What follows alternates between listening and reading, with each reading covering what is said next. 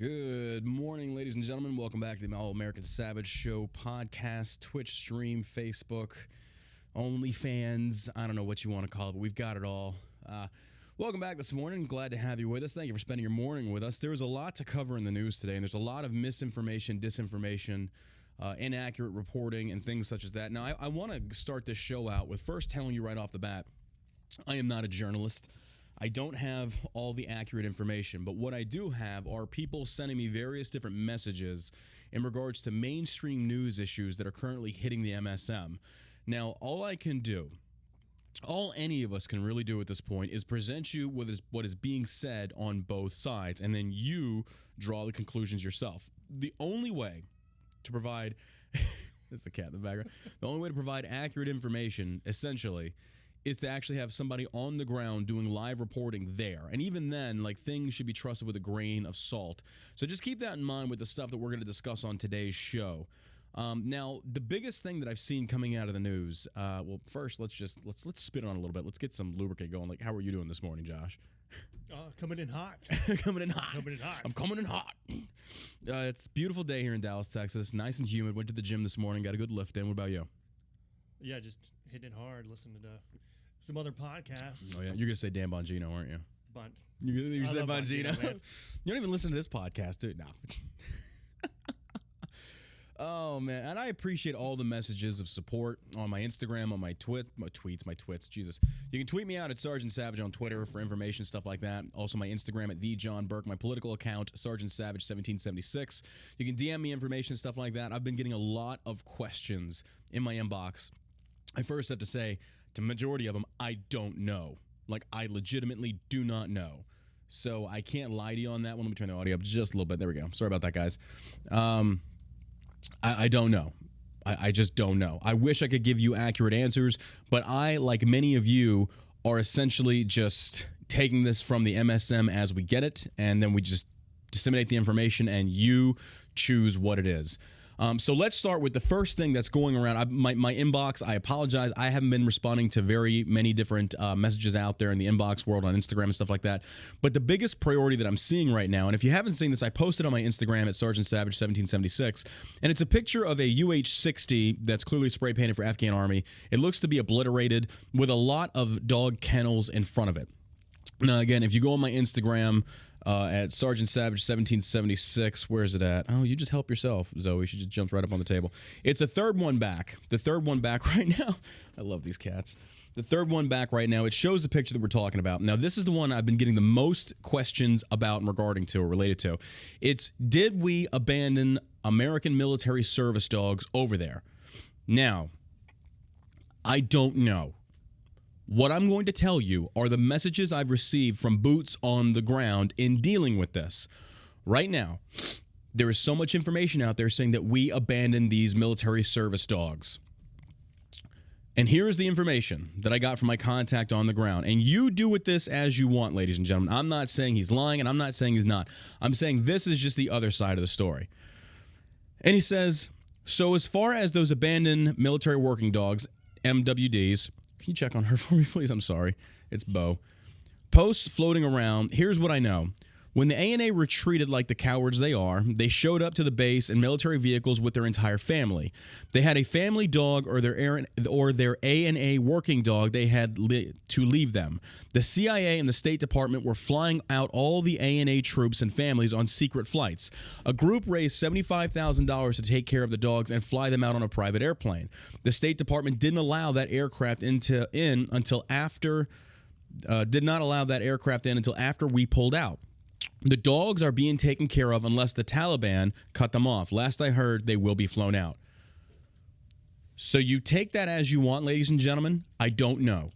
But I'm getting conflicting reports, people, and, there's a lot of misinformation. There's a lot, like, tensions are running really high right now, and justifiably so. I'm not knocking that. I mean, you have a right to be pissed off. Every single American out there, you have a right to be pissed off and to take to social media and make your voice heard, to call your representatives. You have every right to be upset with this administration and our military leaders, regardless of which side of the political aisle they're on, but they all tend to lean left. Weird. I mean, just weird. But you take that as you want, ladies and gentlemen. But people are getting really upset saying, we abandoned, we left everything. We did leave Americans. That was confirmed. I've got the audio clip. We're going to play it on the show. We did leave Americans.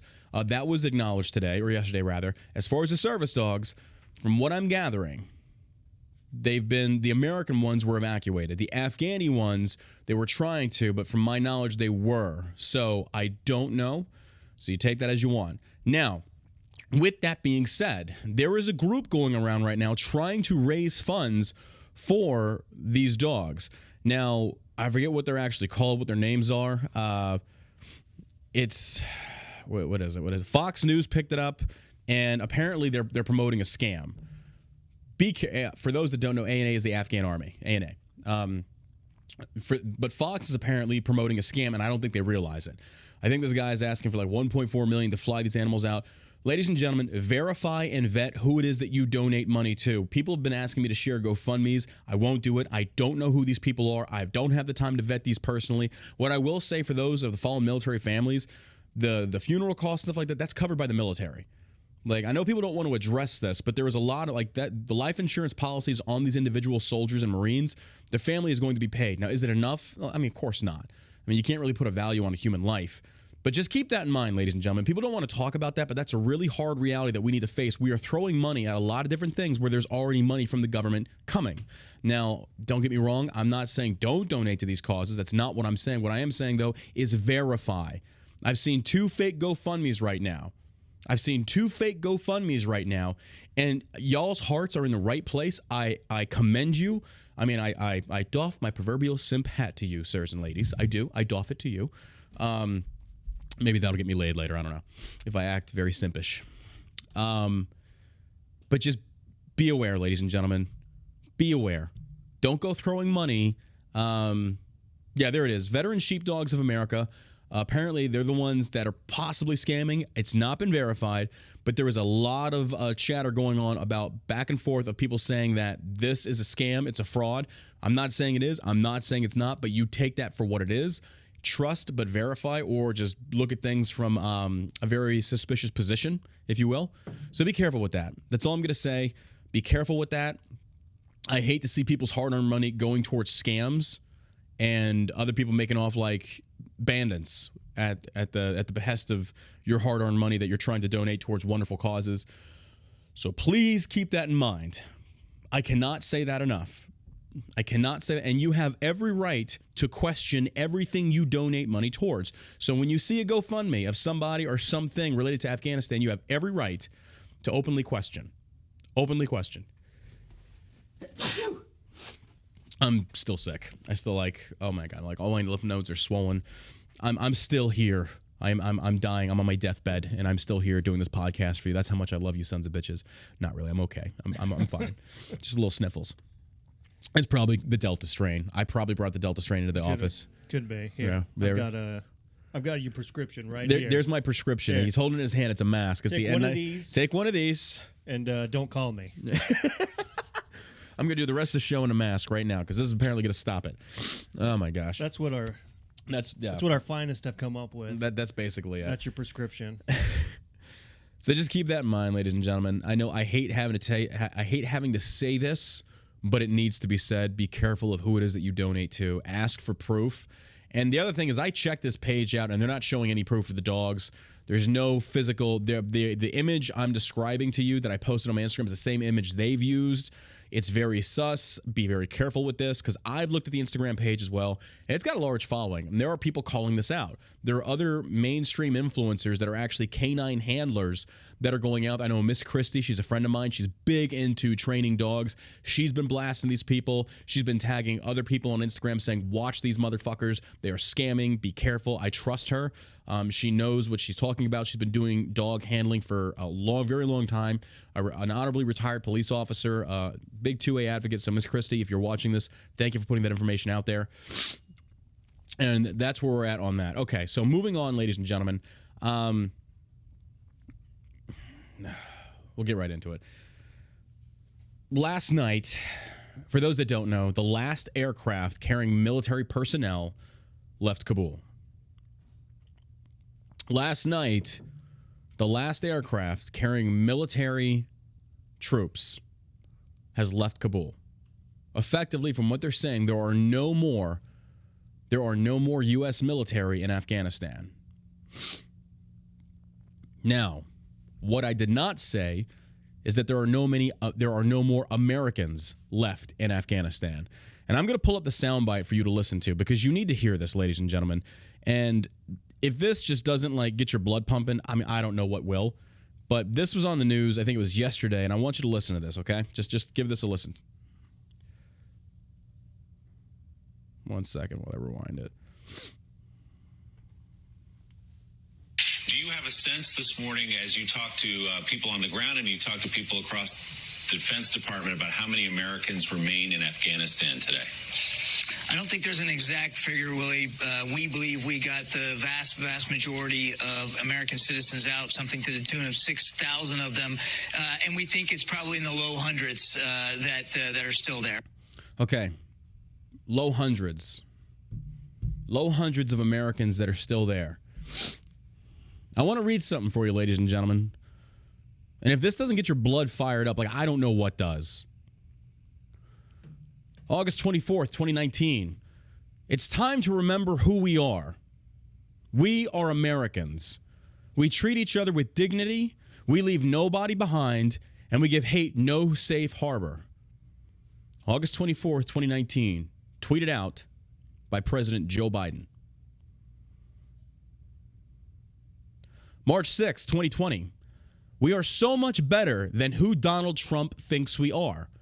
This is the United States of America. We treat each other with dignity, we leave nobody behind, and we give hate no safe harbor. March 6, 2020, Joe Biden tweet. It's time we remember who we are as Americans. We treat each other with dignity and respect, we leave nobody behind, and we give hate no safe harbor. We are everything that Donald Trump is not. June 29th, 2020, President Joe Biden. Growing up in Scranton, I learned the importance of hard work, treating others with dignity and respect, and leaving no one behind. Those values have guided my entire life, and they're the values I'll bring back to the White House. Joe Biden. At our best, America has always been generous, kind, and optimistic. We treat each other with dignity and give hate no safe harbor, and leave no one behind. I believe we can be that nation once again. September 8th, 2020.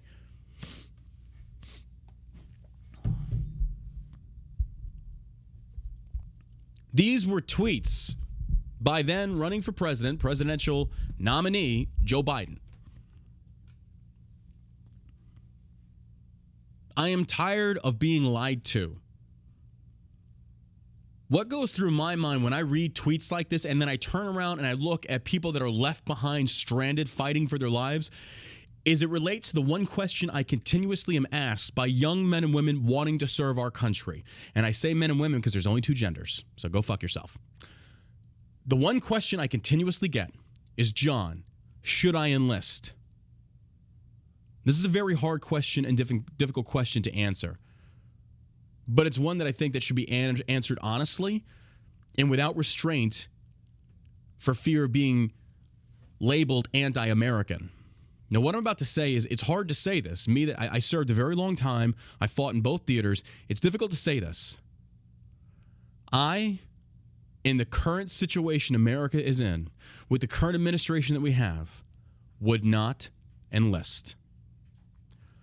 I would not serve this country if you paid me $1 million fucking dollars to do it. And it's not because I don't feel the country is worth serving or protecting or defending. I feel this administration that has now turned its back on hundreds of Americans and left so many Afghan allies to die, to include Americans that are running for their fucking lives right now. Why the hell would I ever serve an administration that goes against the very creed of the NCOs, of the Rangers, of the Special Forces groups? Many of them are revolving around the nucleus idea of you leave no man behind. Countless times in firefights across the world that this military has been involved in, we've understood the importance of you leave no one behind. It doesn't matter if they're dead. It doesn't matter if their body is laying out in the middle of a field and it's riddled with bullets. You get them out of there. That's the one thing that America has prided itself on since the dawn of time. You leave no one behind. But then under administrations, we have seen the negotiation and release of terrorists for the exchange of a coward that left his post. We've seen people abandoned. The world is looking on to America right now in utter disbelief, but not really shocked because we knew this was coming with the Biden administration. Every Democrat out there that is trying to deflect to Donald Trump, stop. No, you don't get to do that. I've said this numerous times. You don't get to do that anymore. Now you shoulder the blame of what you voted for and you elected, knowing full well this man was senile, knowing full well he was not fit to lead, knowing full well that he's got onset dementia, and every single person that I debated when I was doing drunken debates that sat there and defended Joe Biden, the blood of those fallen service members and those that are left behind is on your hands. It's a bold statement to make, but now it's time that the people start shouldering the blame of what they put in office. It's on you. You cannot honestly tell me, you honestly cannot sit there in your hypocrisy and tell me that you would prefer to have Joe Biden as your president right now than Donald Trump dealing with this Middle Eastern issue. If you can seriously look me dead in the eye and tell me that, you are a fucking idiot. I'm not even lying. You are a fucking idiot. I got no respect for you. None.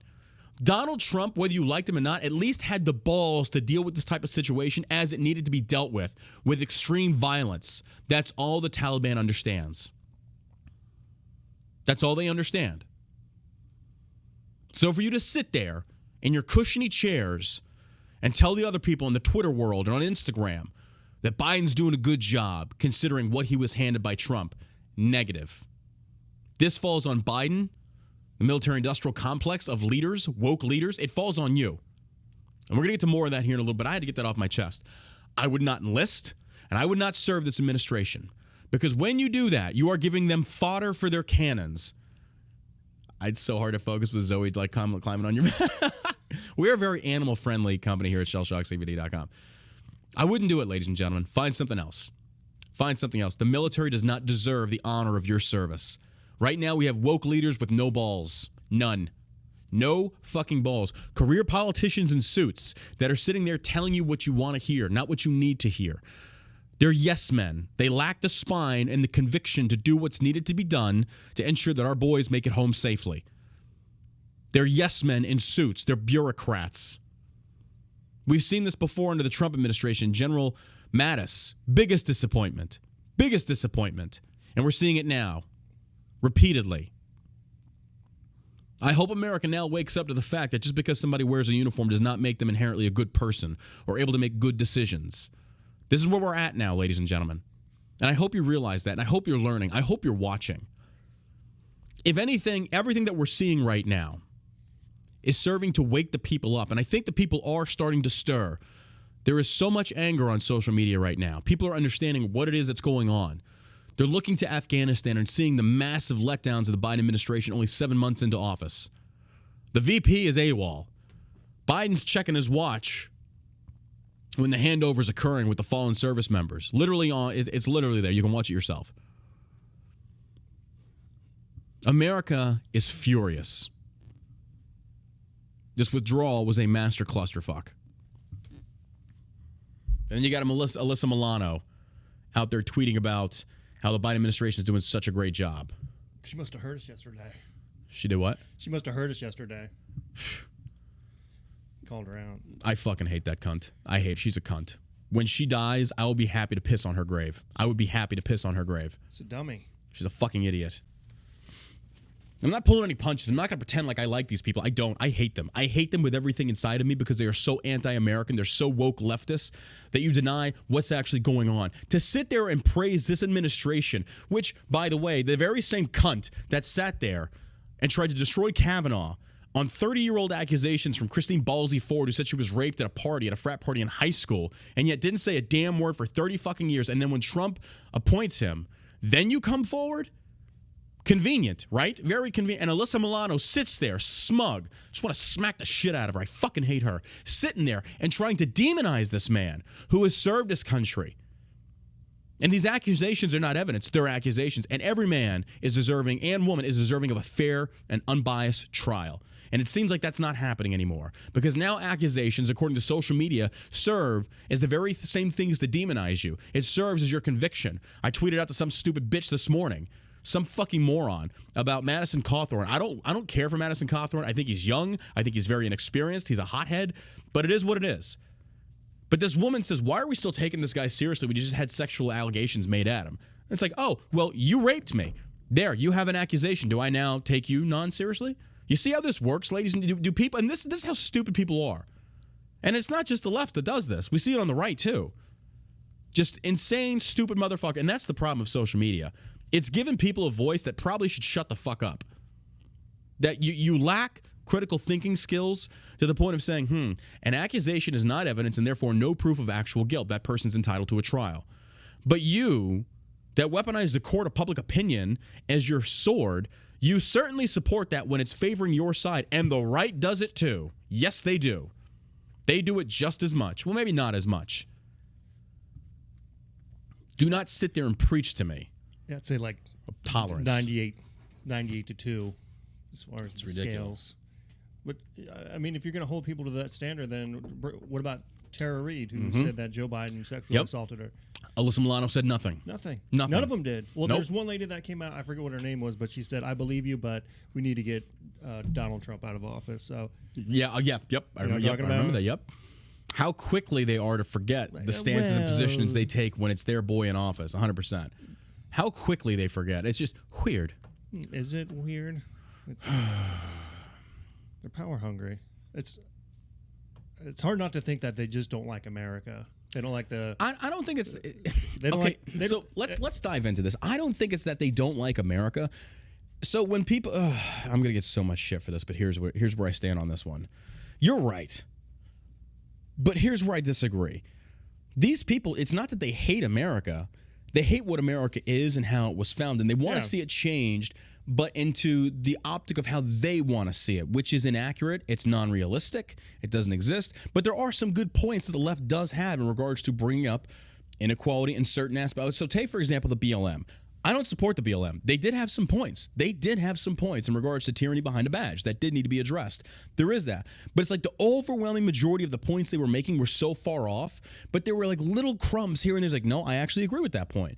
But the mainstream leaders were like fucking Marxists. And then they take all this money and they go buy a nice house in a very rich white neighborhood in California. So I don't think Alyssa Milano hates America. She just hates like the patriarchy, the principles, yes, yeah. She doesn't want everybody else to be free. Like she's the only one that can be free. She can be free of debt, free of any monetary obligation. But does that translate that you hate America or that you're just fucking stupid? I don't know. They're just brainwashed. I think they get into these behind the scene parties and they get used to all these extras that the rest of us commoners don't get. So kind of like they're living a life without reality. Like here's crumbs. Here's crumbs for everybody. Yeah.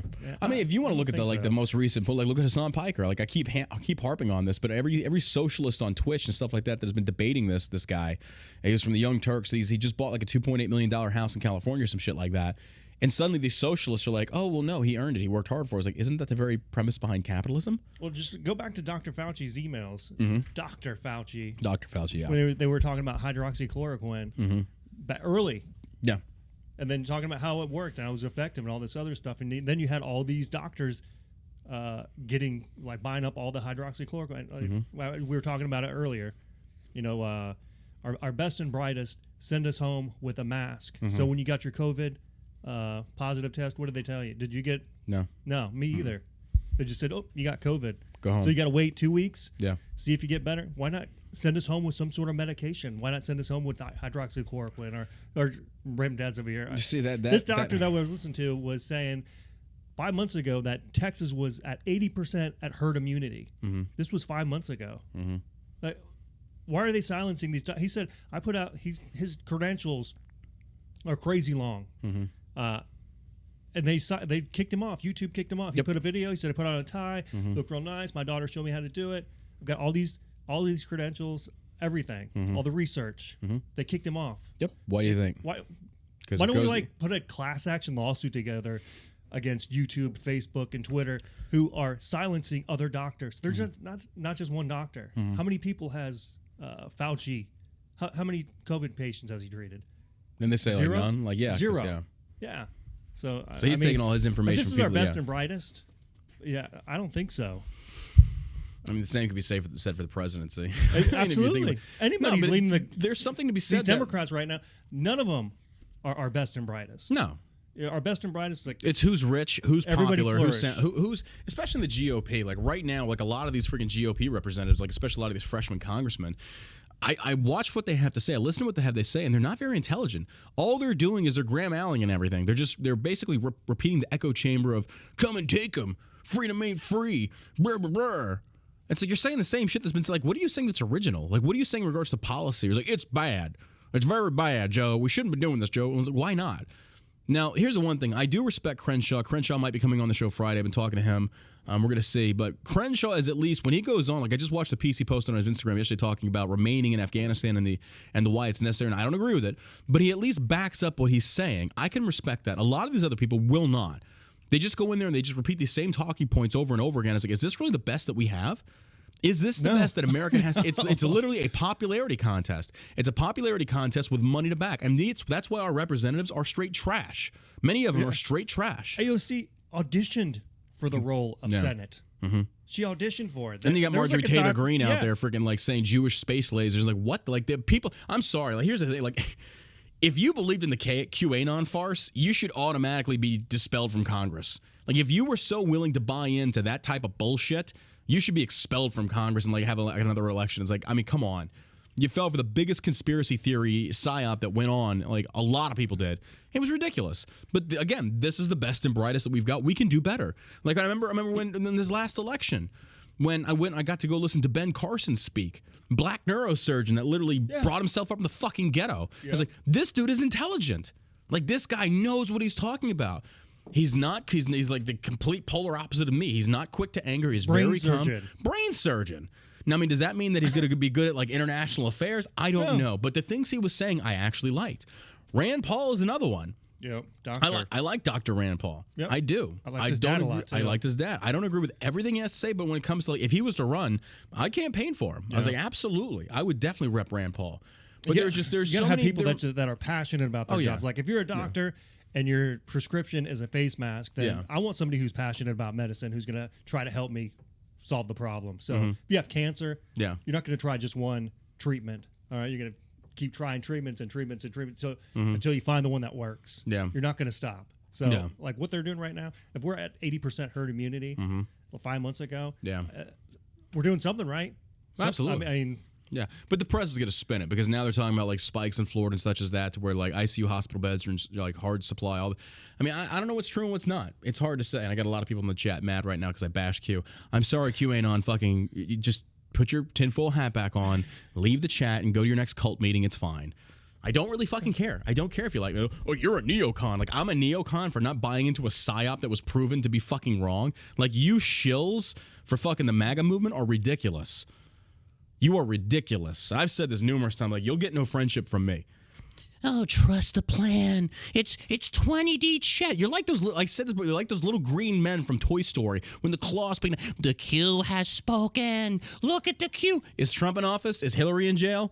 What happened to all your Q drops? Nothing.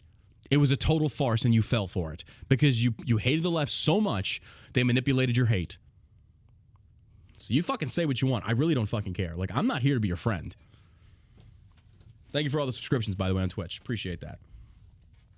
I'm not going to tell you what you want to fucking hear, and I'm not going to bend the knee to you fucking retards out there. I'm not. Just not going to happen. It was bullshit, and I said it from the start.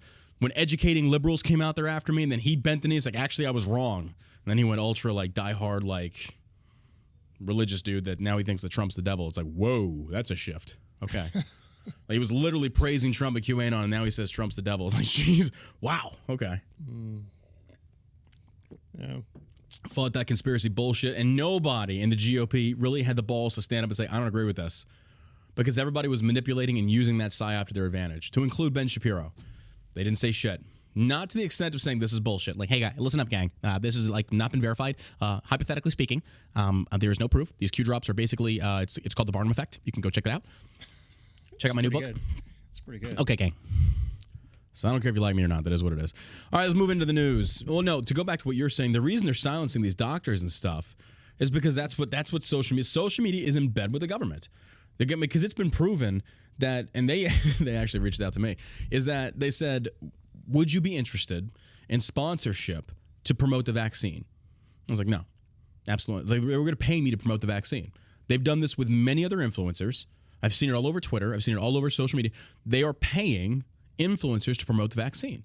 So anyone that's going to stand in opposition to the MSM narrative of like, this is the way we're going to go, big tech is silencing. Yeah. But that's why there's great platforms like Rumble. We're on Rumble, by the way. You can check us out on Rumble at the All American Savage Show podcast, or look up John Burke. The shows are posted there. Maybe we should post a video to Rumble today. We should do that. Yeah, absolutely. We'll post it on the Rumble today for you guys to go see for yourselves. And here's where I stand with everything. Like, I'm not a doctor. I don't know. I know my body. I know how my body responds and reacts to certain things. But when I have so much information coming from the left, center, and right, and data has been manipulated, politicized, and weaponized, many Americans like myself and yourself, we don't know where to go for accurate information because everything has a spin on it. Yeah. So in my mind, all I can sit there and support and suggest is say, think for yourself. You should have the freedom of choice to do as you see fit. Yeah, absolutely. If you don't want the jab, don't get the jab. I'm telling you, there's other doctors out there like this guy as well. We'll have to post a link to that. Yeah. That it was a Senate hearing. Yeah. But it's people like that who are passionate about medicine. Mm-hmm. That's what they want to do, and they want to help people. I mean, when I did the live stream on YouTube like a week or so ago, I was literally quoting what the CDC had said, what Fauci's emails had said, and they pulled the live stream. I'm surprised they haven't pulled it now. Yeah. I'm surprised they haven't pulled it now. But that's, I mean, is it out of the realm of possibility to put together a class action lawsuit against these big tech companies who are silencing other doctors? I mean, here isn't Trump doing that right now? Credible doctor, is he? Yeah, I think Trump didn't Trump. Isn't Trump doing a lawsuit? I'm gonna join it. I think you're right. I think he is. Trump is. I remember because people were talking like Trump is going after. I hope Trump wins. I do. It's gotten to the point now where it's just it's so out of control that there's just so much misinformation. Like, and ladies and gentlemen, I'm not saying this to try and back my point. I don't know who to go to for accurate reporting and information. I don't. Like, it's almost, maybe we should start our own MSM network to where it's kind of like, we're going to hire reporters, and it's like, I don't want to spin, I just want the facts. That's it, just the facts. This is what's happening, this is where it's happening, and this is why it's happening. Yeah. That's it. Imagine if we did that. Like, I think we'd like get very popular very quickly. Say, hey guys, no spin reporting. I mean, that's essentially. I wouldn't be able to be the face of it though, because people would automatically assume I'm a conservative, even though I'm not. People still think I'm a Republican. That's you've got Just the News who's like that. Yeah, it's there are some. They're small, but yeah, you're right. There are some. But even them, I view very skeptically. Project Veritas, no, a lot of undercover stuff. No, they're biased. I don't know how you can be biased when you're putting out. Dude, videos. He puts out nothing burgers though, just to do hit pieces on the left. And when you start doing that, now you're showcasing a bias. I'm not saying he's not done. James O'Keefe has done a lot of good things. I am not refuting that, but I can't see him being unbiased. I don't see Veritas being unbiased. I think if you saw mainstream media pick up his stories and start running with them and putting their spin on it, and then the New York Times had to do several retractions. Yeah, he sued the New York Times multiple times, and they've retracted a lot of what they put. Yeah, and props to him on that. He's got a wall of shame every time he gets a victory. Yeah. I'm not saying that he's not doing a good job. I'm saying that I just don't think that his network could be viewed as unbiased. No. It would have to have a creation all unto its own, and no mainstream figures like myself could be involved, or at least on the face of it, to where it's just kind of like, hey, this is unbiased reporting. Here's the facts, no spin. Because I mean, we're gonna get to it on the news today right now. Like CNN has got this one piece that talks about how the GOP claims Afghanistans are not being vetted and how it's false. And another news source comes out to where we basically found multiple rapists coming over and being caught. And it's like, well, then how the fuck did he get over here in the first place? He wasn't vetted. So he was vetted on this side, but he wasn't vetted over there, which it should have been over there. So there's just so much information. Where is anybody supposed to go? Mm-hmm. So that's when people tune into this show. It's like, look, this is just an opinion show. This is my opinion. This is not accurate journalism. And like I said when we first started, it's me saying, this is what I've been told. You take it for what you want. Now I'm reading the news and I'm giving you my opinion. But when it comes to like actual journalism, it's like we're not journalists. Like, I'm not there boots on the ground reporting. I'm getting information from sources on the ground. But even those sources, I sometimes have to doubt because I don't know if they have a spin either. It's just that bad when it comes to manipulating the information because of a political bias. And that's where we're at in today's society. That's where we're at because of social media. Like, I think one of the worst things they did was silence prominent conservatives on social media to give yourself the yin and the yang. But now it's all yin. The left is all the yin and the right is the yang, and they pulled the right. So now you have one mainstream narrative, and if you go counter to that, they pull you. Like we were talking about this, the mother of the fallen Marine who was on that radio show, like she was talked to by President Biden, And it's just one of these things that her account was pulled. And then they come out later and say, oh, it was an accident. No, it wasn't an accident. She didn't violate terms of services. You pulled her account because it made Biden look bad. It made Biden look bad. That's why you pulled her account. It's like, you fucking liar. Like, this is a gold star mom who just lost her son, and Joe Biden is up there, and the statement she made, I don't know if I saved it or not. The statement she made was essentially like, he was trying to say, I know how you feel because I've been through it. She's like, no, the fuck you haven't. You lost a son to brain cancer, I think it was. It's not, he didn't die in combat, and it wasn't my fault that he died. It's your fault that my son died. And it was a very, here it is. Her name is Shauna Chappell. Forgive me if I mispronounce that. Here's what she said. President Joe Biden, and she tags his pages. This message is for you. I know my face is etched into your brain. I was able to look you straight in the eyes yesterday and have words with you. After I lay my son to rest, you'll be seeing me again. Remember, I am the one who stood 5 inches from your face and was letting you know I would never get to hug my son again, hear his laugh, and then you tried to interrupt me and give me your own sob story, and I had to tell you that this isn't about you, so don't make it about you. That's him trying to empathize, but it backfires. Like, you can't do that. Like, you shut the fuck up and you take it. That's all you can do. You then said you just wanted me to know that you know how I feel, and I let you know that you don't know how I feel, and you don't have the right to tell me you know how I feel. You then rolled your fucking eyes in your head like you were annoyed with me, and I let you know that the only reason I was talking to you was out of respect for my son, and that was the only reason why. I then proceeded to tell you again how you took my son away from me and how I will never get to hug him, kiss him, laugh at him again. You turned to walk away, and I let you know my son's blood was on your hands, and you threw your hands up behind you as you walked away from me like you were saying, okay, whatever. You are not the president of the United States of America, Biden. Cheating isn't winning. You are no leader of any kind. You are a weak human being and a traitor. You turned your back on my son, on all of our heroes, and you are leaving the White House one way or another because you do not belong there. My son's blood is on your hands. All 13 of them, their blood is on your hands. If my President Trump was in his right seat, if my President Trump was in his right seat, then my son and the other heroes would still be alive. You will be seeing me again very soon. By the way, as my son and the rest of our fallen heroes were being taken off the plane yesterday, I watched you disrespect us all 5 different times by checking your watch. What the fuck was so important that you had to keep looking at your watch? You are nobody special, Biden. America hates you.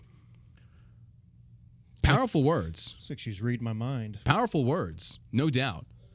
But she made this post and her social medias were pulled. I think they reinstated them. And then Instagram... Can you go check on that again? I don't know what's going on. I'm going to lock these cats up during the show. Like, they're just, oh my gosh. But like, Instagram pulls her accounts. I mean, the worst you could say is that she just said, fuck. Which I've seen people say fuck many different times. Weird. Why are you silencing opposition that speaks out? Why are you silencing opposition that makes your president look bad? MSM, Instagram, Facebook. Well, why are you doing that? This is a gold star mother. And for those that don't know, a gold star mother is the parents of somebody that's died in combat. Why are you silencing them? What are you afraid of? Like, what are you, like, seriously? When you want to see who they're afraid of, watch who they silence and ban and block. Watch who they try and silence. Interesting. Very interesting. You have the audacity to sit there. And, somebody asked me a question the other day. It's like, they're saying Joe Biden isn't going to be there for the funeral or something like that. And I was like, look, man, the dude is damned if he does, damned if he doesn't. If he doesn't go, they're going to crucify him. If he does go, they're going to freaking crucify him as well. I was like, but at the same token, you should go and take your licks. You go and you deal with what you created. Yeah, he was like, how much longer do I have to take this? The more I watch, at first when I saw it, I was like, okay, I'm not going to try and freak out over a nothing. But then the more I think about it, it's like, because I watched the entire video, I'm like, what the fuck? Like, what the fuck were you thinking? Like, you're sitting there checking your, like, why do you even want to know what time it is? So, because the one fear I have is that we try and react how the left does when it came to like Trump, when he would like use 2 hands to drink. Was it, oh, Trump's unfit because he uses, I don't want to turn into that. So it's like when these issues arise, like, okay, is this something that's serious or is this something that's kind of like we are over exaggerating on just because we hate the left? Because be very careful, ladies and gentlemen. There are going to be people out there on the right. They're going to try and use your anger and your hatred of the Biden administration to show favoritism towards these movements that are not justified, or trying to present information that is not accurate simply because they hate the left. Again, this is what the QAnon movement was all about. That's why Trump was so insanely popular, because he essentially gave the middle finger to the left. And then you've got to be able to determine what's truth and what's not. what actions are appropriate and in keeping with the Constitution, what actions are not. You've got to keep that in mind. Like, and it's so hard. I understand it's so hard not to let your emotions run away with you and get so angry and say, fuck that motherfucker. And then anything that have that negative positive association bias or the halo effect to where they can either do no good or do no bad. It's very hard. It is so insanely hard not to be that way, because even I fall for it from time to time. It happens. I admit that. I'm pretty sure people in the fucking chat are going to say, well, you get mad all the time. Yes, I do. 100% do. But at least admit when I'm wrong. So suck my dick, haters. I don't even know if there's haters in the chat. I stopped looking. We've got a lot of trolls on YouTube today. A lot of trolls out there. All right. Welcome to the arena. Appreciate it. Welcome to Savage Show. Yeah, right? When you start fucking speaking your mind and stuff like that, then you get like these trans people on Twitch like, I'll debate you and I'll debunk your theories, you low testosterone, limp dick little fucker. And it's like, odd that you're a trans woman, man turned woman, and you call me limp dick. I mean, that's kind of weird. All right. It's like, if you want to throw hands, we can do that. Let's not throw insults. Let's throw hands. You're a man. Let's do it. That's like one of the best insults you can do. It's like, look, bro, nice tits, bro, but let's fight. No, violence is not the answer. Although there are times I just want to pop a motherfucker like Alyssa Milano. I fucking hate her. She deserves it. She fucking did, like, just one good just smack. John advocates for hitting women. Welcome to equality, bitches. Welcome. You can do everything we can. That's equality, to include fight. Oh no. Is that not? Oh, that's not equality. Okay, that's not equality. Okay. Don't hit women. I'm not for that. Just Alyssa Milano. Like, when she dies, I'm going to throw a party. I am. Is that petty? That's very petty. I don't care. When Pelosi dies, I'm having a fucking kegger. When Schumer dies, I'm having a kegger. And it can't be. I'm actually going to check my watch on this one. It can't be long. Relief. Like, everybody in that district. Horrible thing to say, but I really don't care. That's what we call the Savage Show. I'm just being honest. Like, when they die, I'm not going to be like, oh, we lost a great American. Like, suck a dick. I know what's going to happen when I die. People are going to be like, there was that one joke of the soldier, and the general's walking up and was like, I bet you can't wait till I'm dead so you can piss on my grave. And the soldier's like, no, sir, that's not the case at all. Because once I get out of the military, I'm never standing in line again. That's what's going to happen to me. I would go piss on John Burke's grave, but I'm not going to stand in line. Which, I think if that's the case, I've done damn well. If I've got people like defacing my tombstone and saying all kinds of bad shit, I've done well. Yeah. I want her at my funeral so she could let me down one more time. Be a pallbearer, just let me down one more time, you stupid cunt. And this is why we'll never be on Fox News. I don't care. Thank you for giving us a voice, ladies and gentlemen. For those that are tuning in that are actually fans of the show and myself and Josh, I greatly appreciate that. Thank you for sharing the podcast, telling your friends about it. We continue to watch the views rise. We're the fastest growing podcast. No, we're not. We're actually not. In this establishment. In this building, we're the fastest growing non-conservative, non-democratic podcast there is in this building. Rated number 1 in this building. We have 5 stars rated by our employees. That's where we're at. That's where we stand. So thank you very much for sharing the podcast, for sharing the streams. I sincerely appreciate it. Without y'all, we would not be able to be here and to do this. So real quick, we do have to take a break and give you a big shout out to shellshockcbd.com. Ladies and gentlemen, if you're having trouble sleeping, we got what you need. These are called the Rack Out Gummies. There are 15 milligrams of CBD and 5 milligrams of melatonin. Yes, they are THC free. You will not fail a drug test taking these. You have my personal guarantee. We've been in business 2 years, almost 2 years. Nobody's failed a drug test from these. Nobody. We've had over thousands and thousands and thousands of satisfied customers. Nobody has popped out on these. I give you my word. These are called Rack Out Gummies. If you cannot sleep, these will make you drowsy as fuck. They will not only help you fall asleep, but to stay asleep. Yes, if you take too much, you will wake up feeling groggy. So start with half a gummy and see how you respond. And if it doesn't work strong enough for you, take a full gummy and then adjust your dosage accordingly. And again, 5 milligrams of melatonin, 15 milligrams of CBD, no THC. You can take them if you are a truck driver, if you're in the military. Technically, DOD has forbade this. But when it comes down to it, if they're not testing for it, who the fuck cares? Because I think the DOD is like so antiquated, so back behind the fucking power curve. Harvard Medical, many different studies have been done on CBD to show the wonderful effects of it. So people continue to fight against it. That's perfectly fine. And by the way, did I also mention that we have sample packs on our website at shellshockcbd.com. Shellshockcbd.com, shellshockcbd.com. We have sample packs. We have sample packs too. Sample packs that you can buy for like $5 with like 2 gummies. So instead of like buying a full pack for like $35 or $40, for it's like almost a month's worth, buy a sample pack and see for yourself. You've got nothing to lose. $5. What's $5? And the reason we did the sample packs is because I want to get the product in your hands Because I know once you take it and once you try it, you'll find out that it works, and you'll come back and you'll buy a full pack. That's why we created the sample packs. I regret that we didn't do it sooner. Yeah. I mean, but either way, people are trying it now. So again, this week we're promoting Rack Out Gummies. They are wonderful for sleep. They will basically help you fall asleep, stay asleep. Give us a shot. Again, the website is shellshockcbd.com. And if you use my code BURK, it'll save you 10%. We got a lot of great reviews too. Oh, yeah. Check out the Google reviews on the website. Unsolicited reviews. These are just actual customers who I may or may not have promised some people some dick pictures if they left us good reviews. So just, if I didn't get that to you, I'm sorry. I'll get to you. It's coming. I'm not going to leave any man or woman behind. Or leave no man or woman's behind alone. So... But they're great. I mean, they're real wonderful. Customers leaving their real reviews. So it's awesome just to be able to read those and know that it's working for so many people. We've had so many people who've had sleeping issues. Yep. The reviews are insane. Like I'm not even surprised anymore because we get some really phenomenal reviews, and then it's kind of like I'm not surprised anymore because I know how well it works. Yeah. All right, so again, once more, ladies and gentlemen, that is shellshockcbd.com. Code BURK will save you 10% off of your order, except it will not save you 10% on the sample packs. We're not making anything on that. Essentially, it's covering costs, cost of goods, cost of labor, cost of shipping. That's a freebie in a sense. Like, I mean, for us, like we're not making hardly any profit off of that, but I want you to try it. All right, moving in. This is coming from Breitbart Move. Taliban declare war is over. Claim victory from Kabul airport tarmac. Taliban fighters stood on Kabul International Airport's tarmacs Tuesday morning and declared victory just hours after the final U.S. troop withdrawal brought the curtain down on America's longest war. It's weird to say that, America's longest war. I mean, because technically this was never actually a war. Like, Congress never declared war. This was like, I forget what, it was like Bush basically... I forget what this... I mean, I was 17 when this happened. It was basically Bush just saying, I'm going to do what I want and you fuckers can suck my dick. Let's invade, bitches. Oil. KBR, Brown and Root. Dick Cheney, get up here. Made a lot of people rich. Fuck yeah, he did.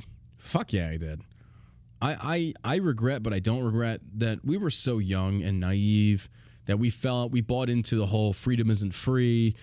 You know, Toby Keith was just ringing in my ear, put a boot in their ass, America. Like, everybody was on, like, there were flags on every doorstep, which was it was a wonderful thing to see. Yeah. But we got swept up into propaganda. And I can't fault anybody that actually felt, I can't, because I fell. If I was 17, I didn't know any better. I was 16, 17.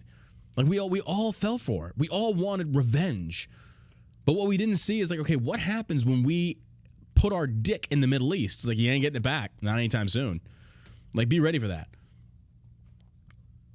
I mean, that's what I want to see happen in the future, is that the younger generations learn from us. And we have to continuously remind them of, don't forget Afghanistan, don't forget Iraq. Not just because of those who we lost over there. It's just that we don't lose any more. We don't go back. Because, by the way, and I've got the figures here right now, ladies and gentlemen. I'm going to read these figures for you. You want to talk about depressing as fuck? These are the vehicles and everything. I'm going to put these cats in my office. Holy shit. Why are they so whiny? I don't know. Do you hear them? They're your cats, yeah. Oh my God. I'm giving away 2 cat now. Here are the stats. Taliban's new arsenal, ladies and gentlemen. 22,174 Humvees. Those are the armored vehicles for carrying around troops that have the gunners mounted on the turrets. 634 M117 APCs with guns. 155 Max Pro mine-proof vehicles, like the big jacked-up trucks with armor. 42,000 pickup trucks and SUVs. 64,363 machine guns. 8,000 trucks, military grade, like deuce and halves. 162,043 radios. 16,035 sets of night vision goggles. 358,530 assault rifles. Not assault rifles. M4s, M16s. They're not fucking assault. There's no such thing as an assault rifle.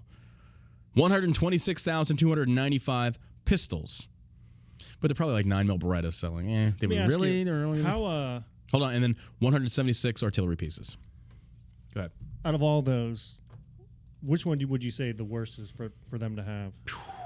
I want to say probably night vision goggles and machine guns, because somebody that knows what they're doing with machine gun can pin down an entire platoon. I've seen it happen over in Afghanistan. It happened to us many different times over there.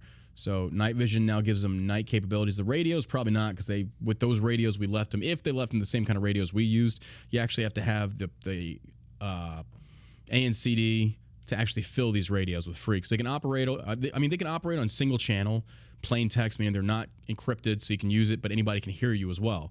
So, and they already had those like their Motorola's and stuff, but these are a little bit better. They have more reach, long whip, short whip. I'm not a communications expert. That's why we had RTOs over there, radio transmitting operators, radio telephone operators, excuse me. So, but the machine guns is a big concern. The night vision goggles is a big concern. I mean, and the artillery, here's the over 6,000 pairs of the night vision goggles. Oh, I think it was like over 8,000. Yeah, it was 8,000. That does. And then the other thing is the Taliban now have artillery. They are a legitimate army. They are a legitimate, well-armed. And by the way, I saw another thing Dan Crenshaw posted: American $100 bills, stacks of American $100 bills that were left behind. Where the fuck did that come from? That's what where the fuck why did so much money get? And it shows the Taliban pulling out, and they're in brand new packages, brand new sleeves wrapped in plastic, pulling out pallets of American $100 bills.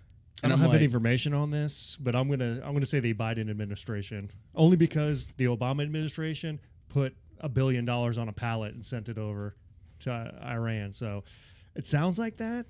It sounds like something they would do. I don't have any proof, but sometimes you just got to go with your gut. It's sad to see that. Like, that money is going to be used to fund terrorism. Yup. Our money. Our money. Your tax-paying money. Yup. At the behest of this administration. Check my watch. Looks like time for somebody to resign. He's not going to resign. He ain't going to resign. He can't resign. He's lost way too much face. He's going to stay in to try and redeem himself. Yeah, that guy, he sold his name. He doesn't care at this point. No. He just, that's all he did was sold his name. Yeah. Everybody else behind him is making the calls, tell him what he has to do. But when you say things, say it. I'm not supposed to take questions. Bingo. Why would you say that? Because he doesn't know where he's at half the time. He doesn't know what he's doing. He sold his name. That's all he cares about. He did it. His son did it. And made lots of fucking money. Porn videos, and smoked crack and getting a foot job from a prostitute. Baby, if you're listening, I got something I want to try tonight. I hope your toes are very flexible. It's called a foot job. I think in Colombia it's called a athlete's foot. I don't know. I don't know. Oh my God. Afghanistan is finally free. Hekmatullah Wasik, a top Taliban official, told the Associated Press on the tarmac, the military and civilian side of the airport are with us and in control. Oh, they're with you, all right. Yes, because they're not going to say no. It's like, are you with us? It's like, yes, I am with you. Like with hands up towards the air. It's like, yes, I am with you. I am on your side. Yeah, sure you are. Like, I see all these Muslims over there, like in the UK and America, tweeting. And they're saying all these things like, now Afghanistan is finally free from colonial oppressors, as the Taliban is executing people in the fucking streets. Like, are you this retarded? Was that like, you were this stupid? Video confirmed of someone being hung by the helicopter? So here's where I get on this one. I posted the video, and what they're saying is the Taliban hung somebody from this UH-60 Black Hawk. Now, the image that I saw, the gentleman's hands were tied behind his back. Another image I saw is I see him grabbing something. So it's like, I don't know. Some people are saying it was a harness flying this guy around, which would, I did Fries and Spies in the 101st. They sent me to RSlick, and that was where they basically, you hook up this long rope to the bottom of the UH-60, and the whole intent and purpose behind it is basically fast insertion, fast extraction, but essentially it's a helicopter flies you, and it's a big string, a big rope that hangs down, you're harnessed, you're strapped in, you have all your gear, and it basically comes down. It's like mainly for jungle areas and stuff like that. Don't quote me specifically. I was not Spec Ops. I don't have a book deal. I'm not getting a shirt line. I'm not fucking going on Fox News like ex-former Army drill sergeant line. They're only interviewing Green Berets and Navy SEALs. Like the basic foot soldier, we're unheard of these days. That's why I don't post that shit anymore. I don't post the Spec Ops.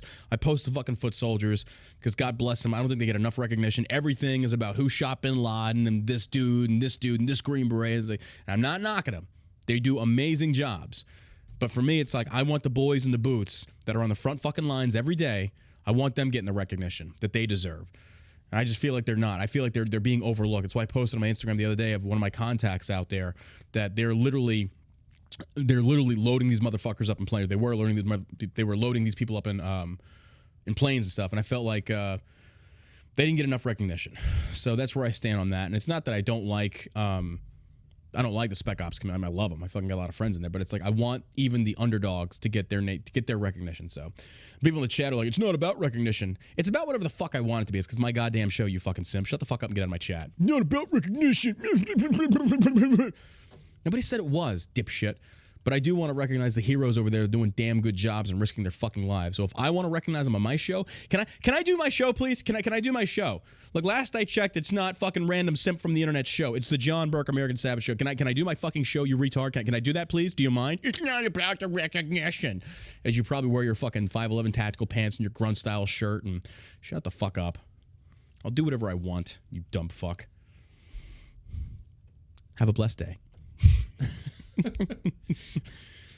It's not about the recognition. Well, then don't say a fucking word on Memorial Day then.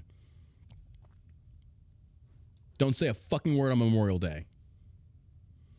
It's not about the recognition. Look at me. I'm so altruistic. It's not about... I'm so awesome. Jerk off on my face. Shut up.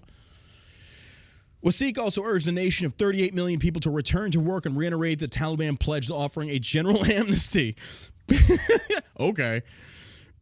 I mean, look, I'll put it this way. If you believe anything the Taliban say, and I hate to say this, if you believe anything the American government has to say, then you're stupid. Because fool me once, shame on me. Fool me twice. Well, you ain't gonna fool me again. The exact words of former President George Bush Jr. Fool me once.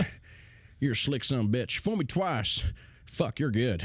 You're good. You're a good motherfucker, man. Damn, man. I love magic. I love magic. See this raincoat at the inauguration? I'm going to get this thing whooping my ass. It's amazing. Amazing raincoat. Like, I remember seeing that when Bush is like, and that's the other part is like, part of me really does not like this guy, but the other part is like, God bless him. He's people don't like him, but at least he's Texas's retard. Like, good for him. Good for him. Got a great highway. The George Bush Turnpike. Oh, I love my it. God. The George, yeah, he's got the library named that. Just amazing stuff. Like, this is the guy that got us committed into a 20-year fucking war, and like, let's honor him. Okay, roger that, whatever. Man, our priorities are so backwards. Wasik also urged the nation of 38 million people to return to work and reiterate the Taliban pledge offering a general amnesty. People have to be patient, he said. Slowly, we will get everything back to normal. It will take time. Wait, what is normal? Like back to normal, like pre 9/11 normal? Is that what you mean? Because if that's the case, then you have fun with that. Taliban spokesman Zabihullah Mujahid warned the world to tread. Oh boy, when you start, and here's the other part: like when these people make these threats like this, we can no longer be like, oh, you want to go? You want to do this? You want to go outside? We got Biden as our leader now, so it's like, yeah, he's right. We're gonna have to bend over, bite the pillow. They're going in dry. Take it. Taliban are about to butt fuck us. Let it happen. Taliban spokesperson Zabihullah Mujahid warned the world to tread carefully in its dealings with the newly claimed Islamic Emirate. I hope you will be very cautious in dealing with the nation, he said. Our nation has suffered war and invasion, and the people do not have more tolerance. What people are these? You're talking about the women? About the children? The people that you're murdering in the street? Like, at least the Taliban are open in their fucking hypocrisy versus the American government. They're kind of like, we're just not going to talk about that. Like, we're going to say this, but we're really not going to do that. That's not going to happen. Taliban like, oh, we believe in peace. Pow, pow, pow, pow. Hang that motherfucker. Rape that woman. Have a piece of lead. Have a piece of lead. Bam. Yeah. That's the only peace they understand and believe in. At the end of his remarks, the Badri fighter shouted, God is the greatest. Muad'Dib leader told state television, restarting operations at the airport remains a priority. Our technical team will be checking the technical and logistical needs of the airport. He said, if we are able to fix everything on our own, then we won't need any help. If there is need for technical or logistic help to repair the destruction, then we might ask help from Qatar or Turkey. Earlier, Central Command Head General Kenneth McKenzie said 73 aircraft were demilitarized or rendered useless by departing U.S. troops as they wrapped up the 2-week evacuation of the Taliban-controlled country. I actually saw an article on that. There was a journalist that was actually walking around to the aircraft and showcasing that, yes, they did render them inoperable before they left. Hey, good job on that one, though. At least you got those 73 aircraft. Meanwhile, They have artillery piece, and that was partially the Afghan army. The Afghan army generals and leaders, fucking the president, booked it out of there. They sold the Afghan army out. How did they render them? I have no idea. I imagine they're pulling out parts that basically the gas tank. Look, no. The tanks are empty, guys. They're not. Gas. Sorry, bro. We're out again. No, we got the keys. I'm surprised, honestly. It's only 73 aircraft. They could have just taken like 73 incendiary grenades and just put one right on top of the rotors and just let that thing burn through. But no, I'm 100% certain those guys render them to where it's like you will not be able to operate this aircraft. Like, done. And here's the thing: Afghanis and Iraqis are mechanical geniuses. Yeah, what were they using to lower that guy around then? What was that? That was one of the Afghan helicopters. Oh, okay. Afghan army ones. So there's something that we have to clear up here. When people say that we left all this equipment for the Taliban, there was a lot of things we actually didn't. The Afghan army kind of did. Do you remember when this happened? The Afghan president grabbed a boatload of cash and booked it out of there. And then he gave orders to the Afghan army to stand down. He's like, has anybody seen my pallet of $100 bills? Yeah. Have you seen my money? By the way, so they were told to stand down. Now, of course, people are going to blame Trump. I see this in the comments of he's like, well, Trump negotiated a ceasefire and blah, blah, blah. But basically, the Afghan army couldn't stand up to the Taliban because they didn't have air support anymore. Oh, I can't remember how many missions I went on in Afghanistan where we didn't have air coverage either. Yeah, first of all, that's not an excuse not to fight. I'm sorry, like because you don't have air support. Like, and this is coming from non-combatants that have never fucking served a day in the military. It's like we have no air support. That's usually how it was over there. I mean, when we did have direct air support, it was a godsend, but it didn't mean that we didn't go out when we didn't have direct air coverage. You still had to go out there and maintain the fight, maintain troop presence. That's not an excuse. Sorry, but they were told to stand down because their leader was a fucking coward that ran. And that's why Afghanistan fell. A lot of them are fucking cowards. I'll be the first one to say, I don't care. I don't care who's feeling hard. Many of the Afghan counterparts were fucking cowards. Some weren't. But the overwhelming majority that we worked alongside of were. They were horrible. They were horrible soldiers. No discipline. None whatsoever. Getting high as fuck out there on patrol. Like, so disorganized. And we tried to help them. 20 years we tried to help them. They didn't have drug tests? No. They didn't wear masks. I'm sitting here like wondering like where the fuck are the Taliban's masks at? Why are they not social distancing? Like the CDC should be over there doing an investigation. And it's kind of funny. Like here, oh man, I'm gonna say it. I'm gonna say it. Australia, the condition that you're in right now, I wonder why the Taliban are not in the same condition. Might have something to do with the whole pew pew thing. And that's why America. Like these government elected officials, these people out there calling for these certain things, you better be careful. You better be careful because the powder keg is like it's on the tipping point and ready to blow. When you start saying that you're going to force vaccine mandates, bro, you deserve whatever happens to you after that. I am not going to be forced to inject some experimental liquid into my body. You can't force me to do that. And then you try and restrict, if they do try and restrict access to groceries and things like that, trying to force that on private businesses, then you're going to have a problem. And then when those businesses start getting burned to the ground for adhering to it, it is what it is. The American people will fight back. Like it's to the point where the right, they feel defrauded out of an election. They're looking at what's going on right now over in the Middle East. They're seeing that our leaders are incompetent. It would not surprise me if violent insurrection actually happened. And soon, to boot. People are getting fed up. I'm not calling for it. I'm saying it would not surprise me if it actually happened. That's crazy. I just walked into a Fluent cannabis dispensary in Miami, and I was talking to the bud tender, and he brought up Shell Shock CBD, and John Burke came out of his mouth, and I was like, wow, holy shit, I'm listening now. Wow, I guess Shell Shock is getting out there. Cool. It's always cool to hear those stories, and I don't know how much of them are true, because some people just want to tell me stuff to fucking get my dick inflated. I don't know. But I do appreciate those stories. Thank you very much for that. But I know some people lie to me. It's like, oh, I fucking, I was operating in space the other day and I saw some shell shock. Did you really? Like, did you really? I don't know. Yes. The Martians are taking our shit. Yes. We're expanding. Once you make it into space, you know you've made it. Thank you for supporting Shell Shock CBD, by the way. I do appreciate that. Hopefully you tell them to contact us because we're about to open up our wholesale option. So for those that are wanting to wholesale Shell Shock, we will have that available for you to you soon. And the tankards are coming. You want an update on the Texas Renaissance Festival? They have not. They did bend the knee, the one part, to requiring forced vaccinations. When we went after them on that, they said, okay, no, we're no longer going to do that, but you still have to take a negative test or showcase a negative test after every week. And we're like, nope, not doing it. Our medical information is ours and ours alone. You have no right to that. Absolutely not, because I'm not asking you for your STD cards. I'm not asking you if you tested positive for herpes or anything like that. So why the fuck should you be allowed to do COVID? Well, COVID could spread faster. You know what? Nobody said shit last year when we were at the height of COVID, and they ran fucking 50% capacity, and I got COVID. Still here, alive today. Made it. Looks like we made it. You don't care about my health. Give me a donut. You don't care about me and my grandma. Oh, this cigarette is so good. Put your mask on, you hypocrite. You want to give me the COVID and die from it. I haven't had fucking a fresh breath of air in 20 years. Will I suck on this cigarette? You fucking hypocrites. Don't preach to me about your health. Suddenly you care about your health. And then meanwhile, those of us, and it's so funny to me. It's so funny. Brace yourself. I'm fat shaming. Here we go. Like for years, I said, don't be fat. Don't be fat. Like, go take care of yourself. Oh, he's just a fat shame. You're beautiful just the way you are with your 10 chins and all. You look gorgeous, sweetheart. Like, move your belly rolls into the shape of a heart so I can fuck it. It looks so sexy. You motherfuckers, where's Tess Holiday at? All these COVID people dying that are obese, like 81 to 82% are obese that are dying from. Where are all the fat glorification motherfuckers at? I want to know. How many of you socialist healthcare motherfuckers, universal healthcare, how many of you are footing those bills? I want to know that. Where are you? Are you at their bedside? Are you posting, oh, thoughts and prayers, thoughts and prayers? Meanwhile, for the last since I've been on fucking social media, oh, don't lose weight. That's racism. That's the patriarchy. I'm just waiting for Michael Moore to get COVID.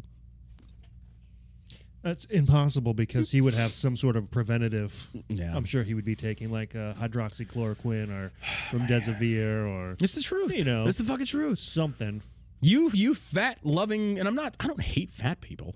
No. I just don't want you to be fat. Like, get healthy. I get it. But look what's COVID. Look what COVID is doing now to the people that are completely obese.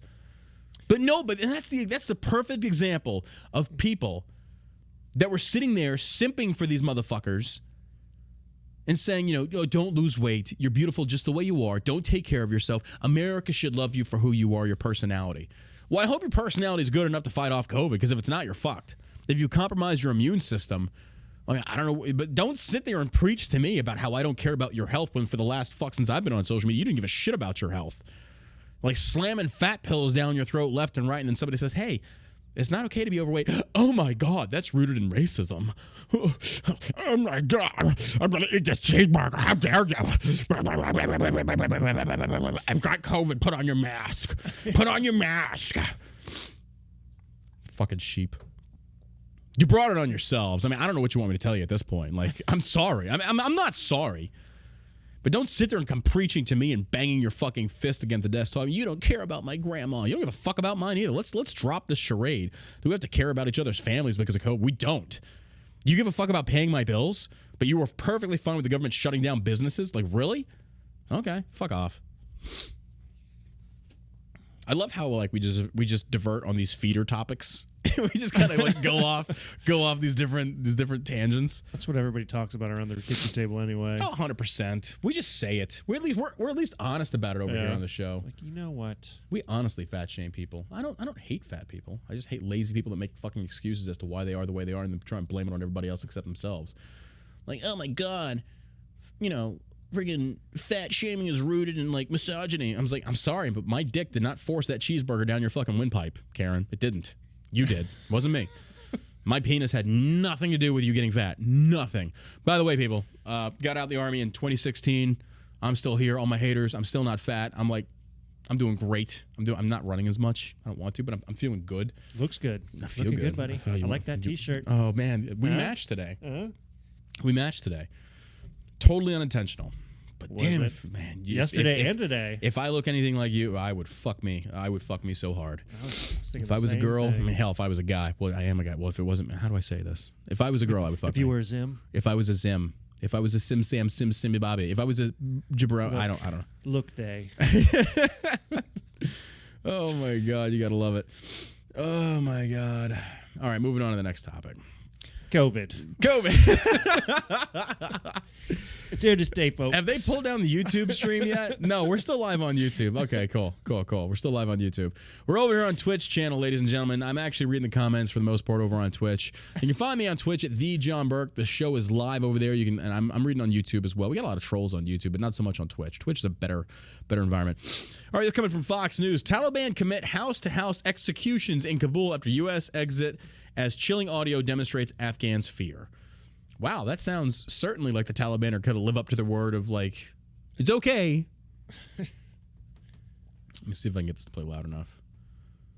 It's just sad. Like, Taliban going door to door executing people, and then they have the audacity to sit there and say, we're fair and balanced. Like,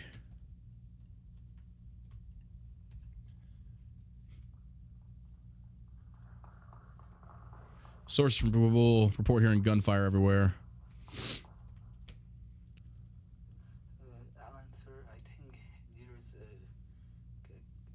Okay, it's a private video off a cell phone. It's hard to hear him, but Afghan man who helped the U.S. on the ground. I have no idea how to leave. Horrifying audio of distant gunshots appears to confirm reports of house-to-house executions as the Taliban asserts control of Kabul and Afghanistan after the U.S. military's departure on Monday evening. An Afghan man who worked with Americans on the ground provided Fox News with the chilling audio featuring distant gunshots. I think there's a conflict between the Taliban. I have no idea where I'm located. From everywhere, I hear sounds of shooting, gunfire. I have no idea how to leave, the Afghan man said in the audio clip recorded around the time the final U.S. plane left Kabul. Distant gunshots rang in the background in this audio clip. Taliban militants were carrying out house-to-house executions in Kabul after the U.S. departure, a senior U.S. source told Fox News investigating journalist Laura Logan. Let's click on. Oh, okay. President Biden did not deny a political report confirmed by Fox News that U.S. officials in Kabul gave the Taliban a list of American citizens, green card holders, and Afghan allies in an effort to grant them entry to the airport, which resulted in outrage from military officials behind the scenes. The president said there may have been such a list. There may have been. We talking about may have been. That's not one of those. It might have had. Like it either did or it didn't. There is no may have been. Don't dance around it, fucking Joe. Hiding Biden, lying Biden. No, don't deny that. You gave them the game plan. You gave them the names. I mean, how stupid do you have to be? Like the Taliban say, hey, you got any people that worked with you and green card holder want to go to the great? Just give us a list of their names and we'll get them through. Wink, wink, wink, wink. We'll get them. No problem. We'll get them for you. And then days later, it's like, oh, wow, like none of them showed up. Ooh, what? We why? couldn't find any of them. Couldn't find. It's so weird. None of them were at the addresses that you gave us. By the way, there's a lot of dead bodies back there. Just don't acknowledge that. That was just there before we got there. Like, just pay that no mind. What the fuck ever. Stupidest fucking move. The president said there may have been such a list. Basically, they just put all those Afghans on a kill. Oh, no, I'm sorry. That wasn't Biden. Is it basically they just put all those Afghans on a kill list, one defense official told Politico. Hours after the departure of U.S. troops, the official Taliban Twitter account celebrated the withdrawal. The last American soldier left Kabul airport at 9 p.m. Afghan time tonight, and our country gained full independence. No, the Taliban gained full control. The country gained no independence. The Taliban gained control. I'm very interested to see who takes the reins, or if this isn't going to escalate into a full-on civil war, because factions go at it with factions all the time. Do you think the Taliban has a mission statement? I honestly do. I actually think they do. Like what their goal is, their long-term goals. Mm-hmm. All right, so we've gotten Afghanistan back. Yeah. Okay. The Taliban, the one thing that we can't do the Taliban is underestimate their ability to be, number one, effective, and number two, to... Sure. I mean, they were able to take the country back from a senile old man. Yep. So they've got that done. They're effective in what they do. They've got weapons. Like, yeah. All right. They're a standing army now. Yeah, they're a standing army. So they've taken control of this country. So what's the next move? Well, retired two-star Army General Vincent Bowles told Fox News that the Taliban should not get too comfortable. Oh, so they're going to go back into war. Like, what are you talking about with that one, General? Like, not get to... they shouldn't get too comfortable? What does that mean? Like, they've got it. The country is theirs. There is no... I know, like, in central Afghanistan, they were talking about some, like, 1 or 2 or 3 different provinces that are still fighting back. They're going to fall. They're going to fall. I hope they don't, but they are overwhelmingly outnumbered. Overwhelmingly outnumbered. So they might go into hiding for a while. I don't know. Mm-hmm. But what this general means, I have no idea. Don't get too comfortable. General, how out of touch with reality are you? He says, be careful what you ask for, Bull said. Now they have to show they can govern a nation and people that are very different than when they left power. Are you serious? The Taliban are going to control Afghanistan for a very long time. They know how to rule the people. Saddam knew how to rule the people. He kept his thumb on top of them and reigned with fear and violence. That's what they know and understand is fear and violence. Don't for a second sit there and take your Western philosophies and undermine what they're doing in the Middle East. They know how to control their own. Do not get that twisted, General. Do not get that twisted. Just sit there and say, oh, no, they've got to run a government. They were doing it long before we invaded. What are you talking about? They're the ones that beat the shit out of the fucking Russians. With our help, might I add. Good job, CIA. Well, I mean, like, to sit there in your Western privilege, if you will, or your arrogance. Well, now you've got to... It's like that one last kind of jab that you want to get on somebody so you get the last laugh. It's like, well, now you got to run a country. It's like, they already were. And they will again. They already are. They're in the early stages of setting it all up. Now, does that mean it could, like, de-escalate into civil war? Potentially. But they still got it. Now they have to show they can govern a nation and people that are very different than why they left power. Those people lack guns, General. They lack guns. What are they going to do to fight back? Protest? Like, everybody was singing praises to this one woman that was protesting the Taliban at the Kabul airfield like a week ago. I'm almost willing to bet she's dead. Like, there was this video clip that was circulating. It was going viral. This woman is out there leading these men in this protest against Taliban that are sitting there in their fucking AKs watching her. And then they like turn around, they go marching down the street, like screaming and banging. Everybody's like, oh, yes, that's the way to do it. You protest. Yeah, so good. I guarantee she's fucking raped and dead. You think they're going to tolerate that? Fuck no, they're not. They will execute you on the spot. Like, this is where people in America have gotten it so bad. You forgot what it was like to be over there. You forgot what the Taliban's ruthlessness can extend to. You protest the Taliban and you see what happens. You pink-haired feminists over here in America that you think you have it so bad, go over there and see what happens. Go see.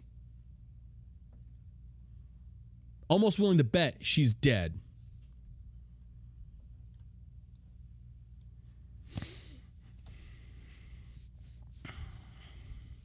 Will the Taliban go forward to the full future or pull Afghanistan back to the past? The answer will be in their behavior. Behavior is believable. The Taliban are rooted in religious ideology. They will not progress. Afghanistan was progressing before the Taliban. Taliban took over and it regressed. You can see it from pictures, commerce, everything. Medical and technological advancements came to a halting, screeching stop. And that's what happens, ladies and gentlemen, when you have a theocracy. When you have religion dictating, all that stuff goes out the window. That's why the church and state should always be separate. Last Wednesday, a former translator for a high-ranking U.S. Army Ranger told Fox News that Taliban had started executing allies of the U.S. in the public in provinces away from the media attention of Kabul. They're not doing really, or they said they are not doing really bad stuff in Kabul right now because there's a lot of media focus on Kabul. But they're already starting public executions in other provinces where a lot of media is not available or covering it, the interpreter said. What's more, in holding to this August 31st withdrawal deadline, President Biden appears to have broken his promise to stay in Afghanistan until every American has been evacuated. We did not get everybody out that we wanted to get out, Marine Corps General Kenneth F. McKenzie, Jr., Commander of the U.S. Central Command, admitted Monday evening. On August 18th, Biden had told ABC News' George Stephanopoulos that it was 4 or 5 days ago. Come on, man. Come on, man. Is that a kid over there? Is that ribbon candy? I bet it smells like Johnson & Johnson. I want to go smell it. Some of that ribbon candy. Oh, you smell so good. I just want to kiss the top of your head. Have you seen that special on Netflix called Cuties? I like that one. That was good. A lot of kids. Hey, I sometimes forget I'm the president. Did we leave somebody behind? I think we did. I have to poop. Who likes tapioca pudding? I do. Oh my God, my vice president's black. I didn't know that. Who let her in here? What do you mean we don't have segregation anymore? Well, shit.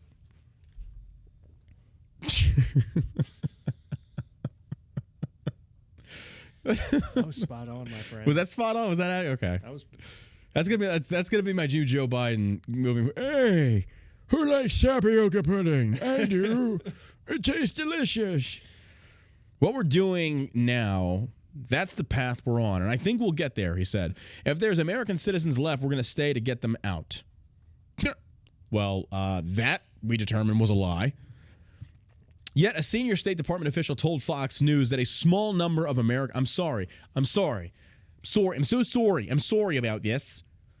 A few hundred is not a small number. No. A few hundred is not a small number. That's quite a big number. Like, stop trying to downplay the fuck up. Like, you left potentially hundreds of Americans over there, not to include our allies.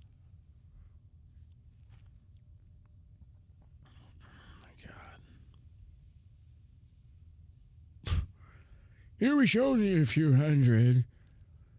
I mean, who cares?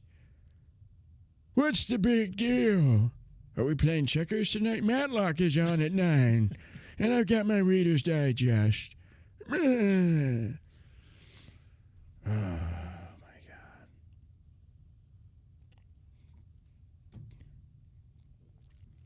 Fathers of Marines killed in Kabul blast. Rip Biden. He talked more about his son than my son. We didn't want him anywhere near us, the Gold Star father Darren Hoover said. This is coming from FoxNews.com. 2 Gold Star fathers of U.S. Marines killed in an ISIS-K-linked blast in Kabul amid President Joe Biden's Afghanistan withdrawal lambasted the commander-in-chief for acting selfish in their interactions. Biden's got a history of doing this. We've seen it video footage, of him doing this.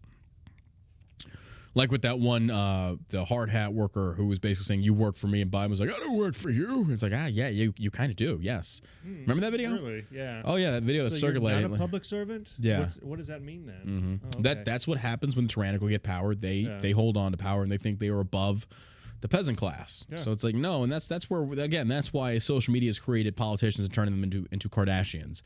And that's why we like this whole, like Charlie Kirk and them, they got it right. They know exactly what they're doing. Like, the entire world's a stage, and boy, are they making some money off of this. You got to love it. This is like the Kardashians have been replaced with DC politics. This is now our reality TV show. Watching people on Twitter go back and forth and have little cool talking points of like making AOC look stupid, which is not hard. I mean, she makes herself look stupid. All I have to do is just hold up a mirror and it's like, oh, good point. Good point. 2 Gold Star fathers of U.S. Marines killed in an ISIS-K-linked blast. Kabul amid Mark Schmitz, father of Missouri Marine Jared Schmitz, and Darren Hoover, father of Utah Marine Darren Taylor Hoover Jr., discussed their tragic and terrible losses in an interview with Hannity on Monday. Now, Hannity is no better than that CNN. Hannity is a diehard Trump dick rider. Like, I don't hate Hannity, but I don't really take everything he says as gospel. Like, Hannity is clearly biased. Schmidt elected to meet with Biden while Hoover... hey... I got to pause this real quick and say this. Big shout out to these parents that in the midst of knowing that this man was directly responsible for killing your loved ones, that you still chose to meet with him, which says a lot about you. That says a lot about you. You've got the courage to do it. But what does it say about those people that like won the Super Bowl that was like, we don't want to go to the White House to meet Trump? As like the parents of Gold Star fallen service members that hate this motherfucker and still at least go talk to him. That's a testament to them, realistically. I'm surprised none of them spit in his face. Because I think they'd know that would probably be too far. And I'm glad. Really? Is it? Oh, fuck no. No, it's not too far. But it's all about the optics, though. The biggest goober I could possibly come up with and land it right on his face. Like, that would make news. That would make news. President Biden gets spit on. It's like, that's what he deserves. No, he deserves way more than that. We know what he deserves. But even still, that they had enough control to do that. 2024. I would be eating so many beans that I'd be crop dusting that motherfucker from the sidelines. They'd be like, yeah, I might not be able to spit at you, but I'm going to put a very bad stench in your nose. And that's Burke's special right there. That's Taco Bell, 3 days old. I hope you like that. It smells horrible in here. Bring me a kid. Stew? Somebody poison the water hole. There's a snake in my boot. All right. Schmitz elected to meet with Biden while Hoover told host Sean Hannity he didn't want Biden anywhere near us.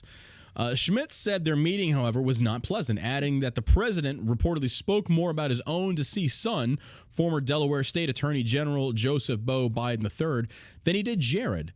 The younger Biden, who died in 2015 at age 46, had served in Iraq with the U.S. Army and passed away from glioblastoma, an aggressive form of brain cancer. Now, I'm not going to knock that.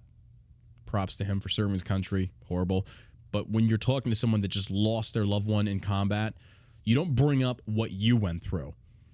You shut your mouth and you listen. You don't try and one-up them. That's the worst thing you could do. Mm-hmm. Initially, I wasn't going to meet with him, Schmidt said, but then I felt I owed it to my son to at least have some words with him about how I felt, and it didn't go well.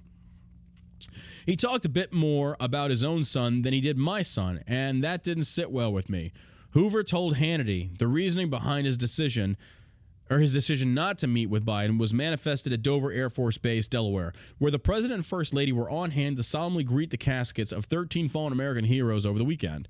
Biden was photographed checking his watch during the ceremony, while critics said showed a stark lack of empathy toward the grieving families. Hoover claimed the president looked down at his watch not once but several times as the caskets were being offloaded. That didn't happen just once. It happened on every single one that came out of that airplane. It happened on every single one of them. They would release the salute, and he would look down at his watch on every last one. All 13, he'd look down at his watch, Hoover said. As a father, seeing that and the disrespect and hearing from his former leaders, one of Taylor's master sergeants said that this was avoidable. Bro, props to the military leadership that actually were honest with them about that and said this was avoidable. It takes guts. Good for them. For at least being, I know that's not easy to tell the parents of the phones like this could have been avoided versus, we try and soften the blow and say, like they die. And don't get me wrong, they did die for a good cause. Like they are heroes. Make no mistake about that. Like I was talking to one guy that had boots down there. I was like, look, bro, because he was like, I deployed several times and never saw combat. But now with this mission, I feel like I'm getting closure of what I didn't experience before. I was like, here's what you don't understand. It's like, you guys and girls over there right now, you actually have an end state. You have a mission. It's to get them out of there. You're doing something fucking incredible. Don't ever get that twisted. Like, you have more purpose than what we did when I was over there. Our job was just to stay alive and keep the Taliban back from these fucking villages and shit. Like, and it served no real purpose because we eventually gave up the valleys. Like, you actually have a mission. So the 13 men and women that died, you died as heroes. You died doing something to save lives. And you did. You literally saved lives. Hundreds of thousands of lives, ladies and gentlemen. So when that mother went on the radio show and said he died for nothing, no, ma'am, he did not. No, he did not. There are so many people that made it back home because of what they did. Don't take that from them. And I understand, like, blood is hot right now. People are so upset. I get that. But oh my God, if there were heroes to be glorified, it ain't the athletes. It's these sumbitches. It's these hard charging sumbitches that are out there knowing full well what they're doing, and they did it anyway. God bless them. They're heroes. Biden's not a hero. Biden didn't do shit. These kids, they're heroes. And they should be treated as such. And I'm glad the military officials told them it could have been avoided because they need the truth. They need the truth. They deserve it. But man.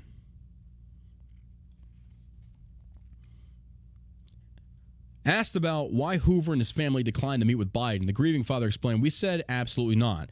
We didn't want to deal with him. We didn't want him anywhere near us. We as a family decided that that was the way it was going to be." The host then asked Schmidt if he saw Biden checking the time throughout the ceremony. "Yes, I did," he replied. "I leaned into my son's mother's ear and I said, I swear to God, if he checks his watch one more time," and that was probably only 4 times in. I couldn't look at him anymore after that. Considering the time and why we were there, I found it to be the most disrespectful thing I'd ever seen. Okay, so I want to pose a question to you and to those that are listening. And this is a genuine question. Now, hear me out before you pass judgment. Do you think... How do I say this? Do you think Biden was intentionally being disrespectful, or do you think that he's so old he doesn't know what's going on? I think he's just so out of it. I think he's so old, like he doesn't know what's going on right now. Yeah, he probably didn't know where he was. I think that as well. I think like he's literally a puppet at this point. Like he's on fumes. If you think this guy has any clue what's going on, I don't think he does. Then you've got some issues that you need to take care of before you vote for another president. It doesn't make sense to me, though, why a president knows that this blood is on his hands, that he'd go out there and pull a stunt like that. I don't think he knows. I don't think he knows either. Yeah, I think... And hear me out, ladies and gentlemen. I know the chat's going to go fucking crazy. I don't think Biden did this intentionally. Because it would be the worst thing you could do. Like, you're literally throwing gasoline on the fire. I think Biden is so out of it. I think he doesn't know where he's at. Mm-hmm. I mean, he's falling asleep in meetings. This guy is senile. We are being led by a shadow president. Oh, yeah. 100%. I think Obama, my personal opinion, I don't think it's Obama. Got his wish, and he's doing things from his basement. You think so? It wouldn't surprise me. I mean, because it's a lot of his policies and stuff that he was already doing while he was in the... Look who's in the administration now. Yeah. I mean, how many of the same people are... Yeah. How many? I haven't read. Has he fired anybody? It's like they just came right back in, just brought him in. Brought him administration. Well, I mean, every administration does that, though. I mean, that I'm not saying it's. Yeah, Trump stocked his cabinet with all of his loyalists, which you should do. With his, but it was the same people that were in the Obama. So it wasn't like. Okay. Are there any new players that came in? Gotcha. I mean, Jen Psaki was. Yeah, because and then she'd had like previous tweets about like she was going after Republicans and things like that, and like nothing happened to her. She wasn't. No, but I don't think Biden's fired anybody. Has he? Chat, has he fired somebody? I don't know that he would have the clearance. He's got to run it through his people first if he knew who they were. I love this comment in YouTube. This guy says, Jesus, I'm so glad Trump lost. LOL, you guys are a bunch of crazies. And his name is Fat American. Okay. Okay. I'm so glad Trump lost. You guys are a bunch of crazies. How do you like paying more in gas? I don't understand how idiots like that are even breathing right now. Like you sit there and it's like, I'm so glad you were conservatives are crazy. Like, really? Lumber has skyrocketed. I love paying more for gas. It's so great. I love it when freaking our president gets Americans killed. Yes, it's such a when the gas prices were low, I would just pour the gas onto the street so Absolutely, I could watch the numbers keep rolling up. Dump some gas out for my homies, bro. Thanks, Biden. Okay. Come the fuck on.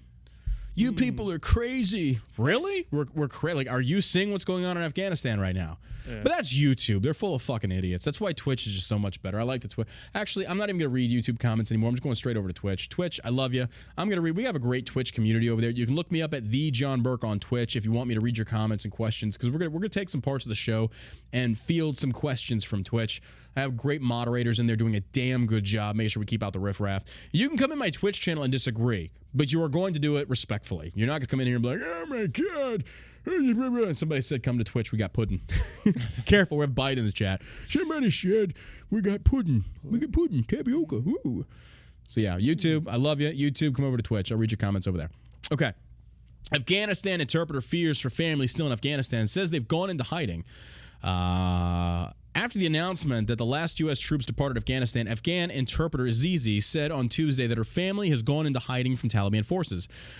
The day that I was leaving, the Taliban took control over Kabul. It was very scary and dangerous because the time I was leaving home, the Taliban were trying to build up their checkpoints, and it was hard and very difficult to get to the airport because I had the visa in my passport. It was very tough to carry if the Taliban capture you or get you because it's very scary and dangerous for us. There was a story that circulated the Taliban at a checkpoint. Essentially, they had some people with American passports and shit, or Afghanis, pardon me, and they pulled out their phone and they found a number. They dialed it, and the voice on the other end was English, and they accused them of speaking or working with Americans. They shot him on the spot. Like that's their vigilante justice right there. That's how they do things. This is the Taliban, ladies and gentlemen. The Taliban has been searching houses for people who helped the U.S., she explained. And why are they doing that? Because they have a list of names that our fucking administration gave over to like a bunch of morons. Like a bunch of morons. Oh my God. The Taliban are searching houses for people who helped the U.S., she explained, adding they have threatened to kill her brother, sister, and mother. Men are mostly targeted by the Taliban, Zizi said. She added that her brother was continuously receiving threats by the Taliban to return his sisters to them. Zizi said she hopes President Biden will make an exception to rescue her family members. Zizi also said that Biden promised the allies that supported the coalition forces as interpreters that he would get them out of Afghanistan, but they are left behind. They're in danger, she said. Okay, this also came from boots on the ground. This is a personal message that I received of somebody that was actually airlifting people out of Afghanistan. He said all of these people that are coming in are all in unison basically saying the same thing. Fuck Joe Biden. Like these refugees, he's saying like, hey, they don't like Biden. They miss Trump. They're saying, fuck Joe Biden. You take that for what it is. But when you've got refugees, like legit, and by the way, AOC and the rest of you Democrats out there, these are legit asylum seekers. It's not because of an economic downturn due to the poor leadership of the elected officials they have. These are people that are actively being hunted and murdered. There's a difference there, and they should be vetted. They should be vetted. Holy shit, Baron. Thank you for the 5 gifted subs on Twitch. Appreciate that, sir. They should be vetted. 100%. Some Americans have been left behind in Afghanistan despite claims by the White House press secretary. Yeah, Jen Psaki even said, remember the tweet or the press brief she says, like, we're not leaving anybody behind. You did just that.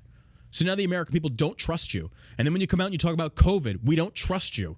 You come out and you talk about fair and impartial elections, we don't trust you. You lie. But I won't hammer that down to just the Biden administration. Trump's administration did it too.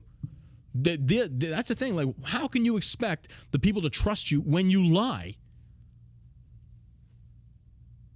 It's mind-blowing to me. I don't know.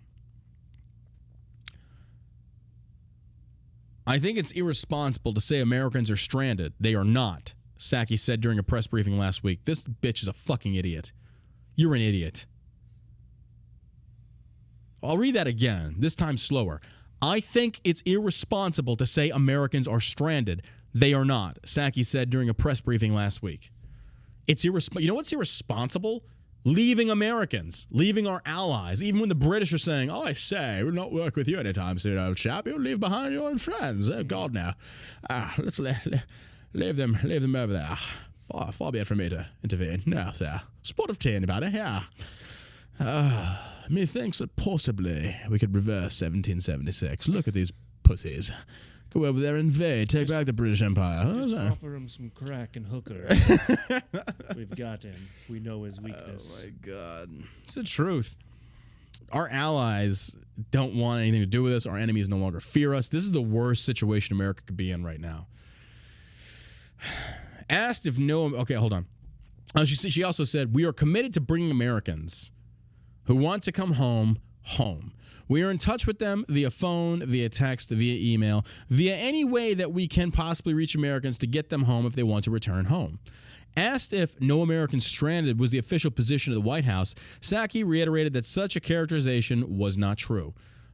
Test came back and found out that was actually true. I'm just calling you out for saying that we are stranding Americans in Afghanistan when we have been very clear that we are not leaving Americans who want to return home, Psaki said. We're going to bring them home, and I think that's important for the American public to hear and understand. Everything she said was a lie. Everything Biden promised was a lie. Like, you cannot conflate these, ladies and gentlemen. You can't conflate the two. What they said and then what they did are completely polar opposites. There is no justifying this, Democrats. You have no way to justify this. The only option they're going to have is like, well, those Americans didn't want to go home. But then there's reports out there, literally video reports of people saying, we want to go home. Yeah. And the airports are shut. Oh, they're liars. Oh, yeah. There's this nothing. administration, they're just liars. Yeah. Everything they're saying right now, it's a total lie. Absolutely. Now, they wanted to stay there? Fuck no. Okay. That makes no sense. Show me that cable. Show me that email thread where they said, no, we're fine. We're just going to stay here. Hang over the Taliban. One time on that movie Titanic where all the people were like, no, we want to stay on the boat. Yes, please, let us sink and let us go into this frigid water to die. But no, we don't want to leave. We want to stay here and die. Makes perfect sense. Scumbags. I don't know.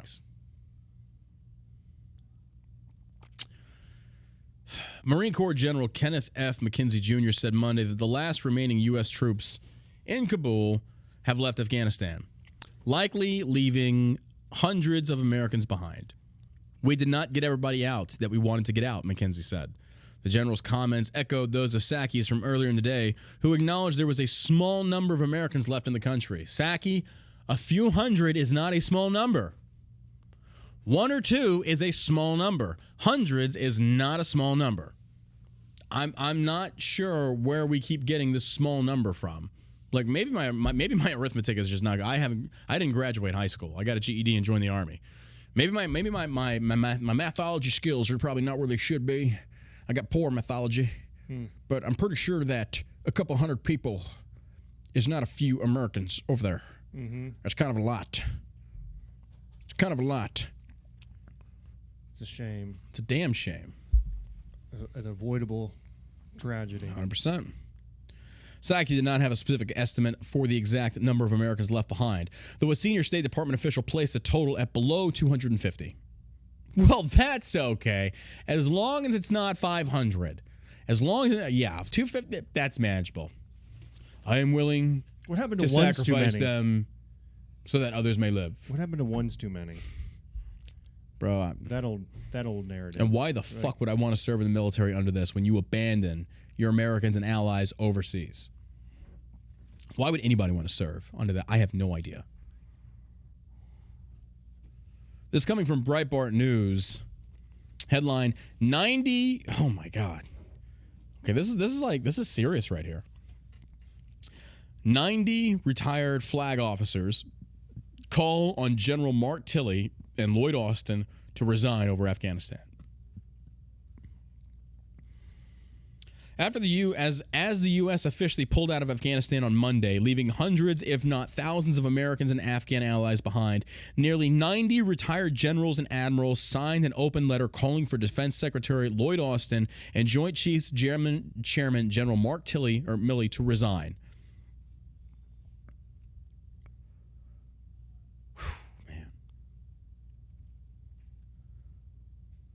The letter published by Flag Officers for America argues that Austin and Milley either did not do enough to persuade the President Joe Biden away from a hasty withdrawal from Afghanistan or should have resigned in protest if the president insisted on his plan despite their pleas to the country. You know who else did that? Mattis. I can respect the fact that Mattis is like, I don't agree with this, I'm out. Okay, fair enough. These guys didn't even do that. So therefore, they didn't have the balls to do it or they agreed with Biden's plan, which I don't think they agree with Biden's plan, but they didn't have the balls enough to say, nah, I'm not doing this. I don't, oh my God. I'm not the best military strategist out there. I'm not the smartest freaking crayon in the chandelier. I'm not. But I do know that if my trailer was hitched to a president that I knew this withdrawal was going to just heap big, massive amounts of shame, I would resign in a heartbeat. I will not have anything to do with this. Like, this clusterfuck is going to be on your head. Yours and yours alone. I will have nothing to do with it. And then people are going to counter. It's like, well, no, they wanted to be there to see what they could get done. It's like, absolutely not. Absolutely not. Because maybe your resignation could change some minds, could inspire some journalisms to go out there and journalism so hard saying, hey, Biden, your guys are stepping down. Maybe you should kind of listen. I don't know. Maybe. You think they'd do that? Maybe they'd hold them accountable? I don't think the Chinese will let them. Oh, there it is. I knew it was coming. There's a lot of speculation out there that the CCP is freaking owning Biden, like the China's Communist Party, or like they're already in bed with Afghanistan. I think China already said we're going to formally recognize Taliban as the leaders of Afghanistan as the actual government. Like China's like, yeah, absolutely, let's do some business. I know. I don't know. Maybe if General Milley and Lloyd Austin hadn't been doing so much hunts for extremism within the ranks that didn't exist at the level they thought it did because of the woke military that they're pushing, maybe they could have been better leaders. I don't know. But there's also the State Department that shoulders a lot of blame in this. As the principal military advisors to the commander-in-chief, president, the SecDef and CJCS were the two top military officials in a position to recommend against the dangerous withdrawal in the strongest possible terms. If they did everything within their authority to stop the hasty withdrawal and the president did not accept their recommendations, then knowing the disastrous consequences looming, the retired flag officer signers believe these top military officials should have resigned as a matter of conscience and public statement. 100% right. Mm-hmm. 100% right. Excuse me. Remind me not to pick that up. No, you're going to pick it up. You're going to pick it up like you're going to get it. With the credibility of the United States in tatters, the letter lamented that the consequences of Afghanistan will reverberate for decades. Oh, 100%. Now watch what the liberals are going to do with this. I feel like John Madden right now. Watch what Brett Favre's going to do here. Brett Favre. I sound more like freaking Fat Albert than John Madden. I need to go listen to Madden so I can do his impersonations better. But I can already tell you the Democratic playbook on this one.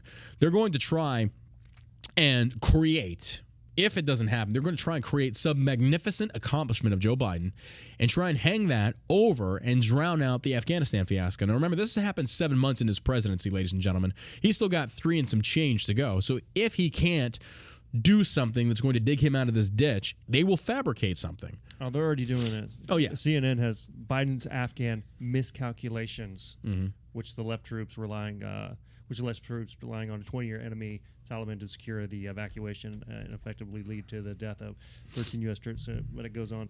The bombing last week allows Republicans to build a narrative. Oh, yeah.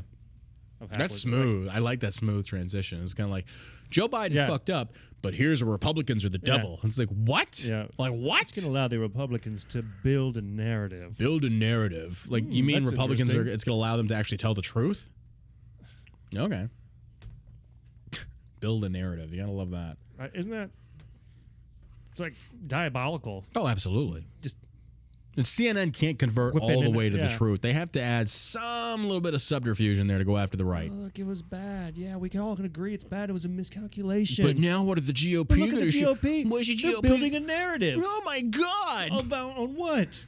They're saying bad things about the fuck-ups of the president. Of course the GOP would do that. It's like you're sitting there, like you're not without blood if you're like trying to tarnish Trump when he's like breathing through his nose. And like, oh my God. Like somebody tweeted me, I was like, show me where the left ever like questioned Trump's mental capacity. It's like, are you fucking stupid? That's all they did was talk about the 25th Amendment. Oh, absolutely. I didn't know what the 25th Amendment was until they started breaking it up. He has 3 scoops of ice cream for dinner. The outrage. Rah! He has so many Diet Cokes. The outrage. Don't sit there and pretend like your side is not guilty of doing the exact same thing that we're doing now. And I'm not saying it's just, I think in this part it is justified.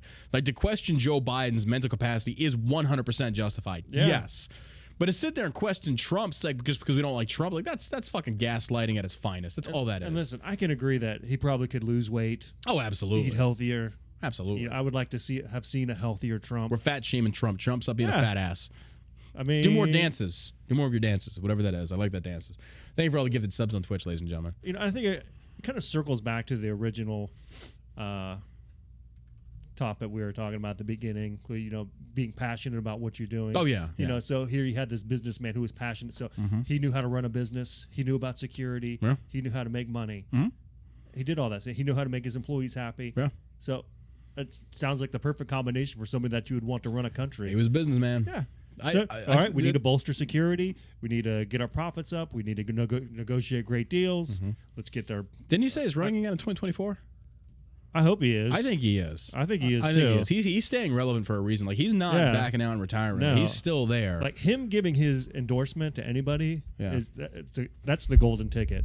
Like if you're a Republican and you're running. Sadly, that is because when Trump has that much power in the GOP, that's worrisome. But the GOP is such a disaster anyway. It is.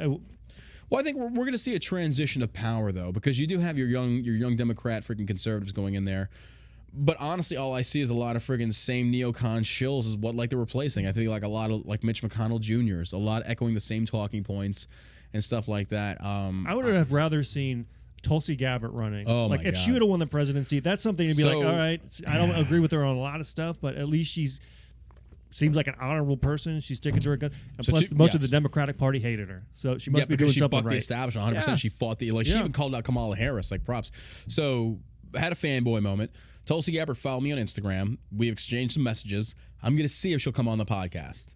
Crenshaw said he's probably coming back on. I think it's going to be Friday. I got to confirm with him. But I think maybe we can get Tulsi Gabbard on here. How awesome would it be? Even though, and I've told her, I was like, I don't agree with all of your opinions. It's like, but I like the fact that you stay true to what you believe in. How awesome would it be to get Tulsi Gabbard on here and get her opinions on the Middle East and Joe Biden, what's going on? Because I think she would also be honest. Like, she's not going to pull punches. Like, Joe Biden is a fucking idiot. Like, and her being a veteran as well, like, she's got to be furious right now with how Joe Biden's handling this as far as leaving Americans behind. Because, her being a veteran as well and actually served in the Middle East, I believe, that resonates hard with her. Yeah. I mean, that'd be awesome. To have more people like that in government running things that just really stick to their guns or not. So the other thing is we have to go to CarMax today, and my Dodge Charger we're selling, and we're giving away the money. I think we checked on the website. I think they're going to give me like $15,200 for the Dodge Charger. I didn't trade it in. We're going to take that money, and we're going to give it away to families in need. We kind of had to push pause on that because we had some website issues and stuff like that. But now, because we weren't just going to give the car away, but we can actually probably help more families by splitting up the money. So I think whatever they give us, I'll post it. I'll show you guys the receipts. Like, this is how much I was given. We're giving it all away. And that's coming soon, so just stay tuned for that. And it's going to be for families in need due to the COVID lockdowns. Things. I was thinking about donating towards causes that are helping relief efforts overseas, but it's too late. Everything's done for the most part. And I'm getting messages. People's like, "Hey, John, I got someone over that needs help getting out." I have no contacts. Everyone is saying they're shut. There are no planes going in. There are no planes going out. The Taliban's in full control. Ain't nobody flying in right now unless you're doing it on your own, and if they are, I'm not talking about it. I'm not going to jeopardize anybody's life for that. I'm sorry. When you're DMing me, I don't have contacts. I don't. And I don't want to lead you down the wrong road. So I'm sorry for that. But because I've had 2 or 3 people say, "Hey, I've got people over there that are wanting to get out. Can you help me?" It's like, I don't know anybody. Like, I genuinely don't know anybody. And the messages that I have received are like, there is nobody in and out. Like, the airport is off limits. Like, don't go there. It's a trap. So just keep that in mind. I'm sorry. I don't know. If you support Dodge, then you support union worker Democrats. Stoney, no, that's because you're stupid. I just bought it because it's a nice car and it runs good and it has good gas mileage. So it has nothing to do with your beliefs because you're so fucking retarded. That's what you believe. If you buy from Target, you support transgender. Blah, blah, blah, blah. No, I just like because they have cheap products that work. Shut the fuck up. Get the fuck out of my chat, you idiots. If you support Ford at one point, they fucking, or maybe I just like because it was a good fucking price for a decent car that ran, you moron. And this is the problem that we have now. Everything is so politicized that if you do something, oh my God, you must support everything they stand for. As he probably sits there complaining on my YouTube channel that is owned by fucking Google, clear leftists, and then, on his iPhone, made in fucking China. Like, really? Like, you hypocrites better fucking learn what the fuck it is you're talking about, you morons. You support. What an idiot. I'm banning you just for being a moron. Bye. Get out of here. I hate stupid people. Like, I hate stupid people. Like, seriously. As you sit there and you complain on YouTube of all platforms. Well, if you're on YouTube, you clearly support Bezos and the rest of them that own, or Twitch. Now, like, if you're on Twitch, you support Bezos, who's on Amazon or owns Twitch. Now, I was like, oh my God, these people are so fucking stupid. They're so fucking retarded. That's how bad it is now. I bought this pair of jeans from JCPenney's because it's a great pair of lasting jeans and it was cheap and it was affordable. And I put it on my kids and all this. Oh my God, if you support JCPenney, you support freaking globalism. What? They just offer the better prices. I'm sorry. But this is where we're at in our society right now, ladies and gentlemen.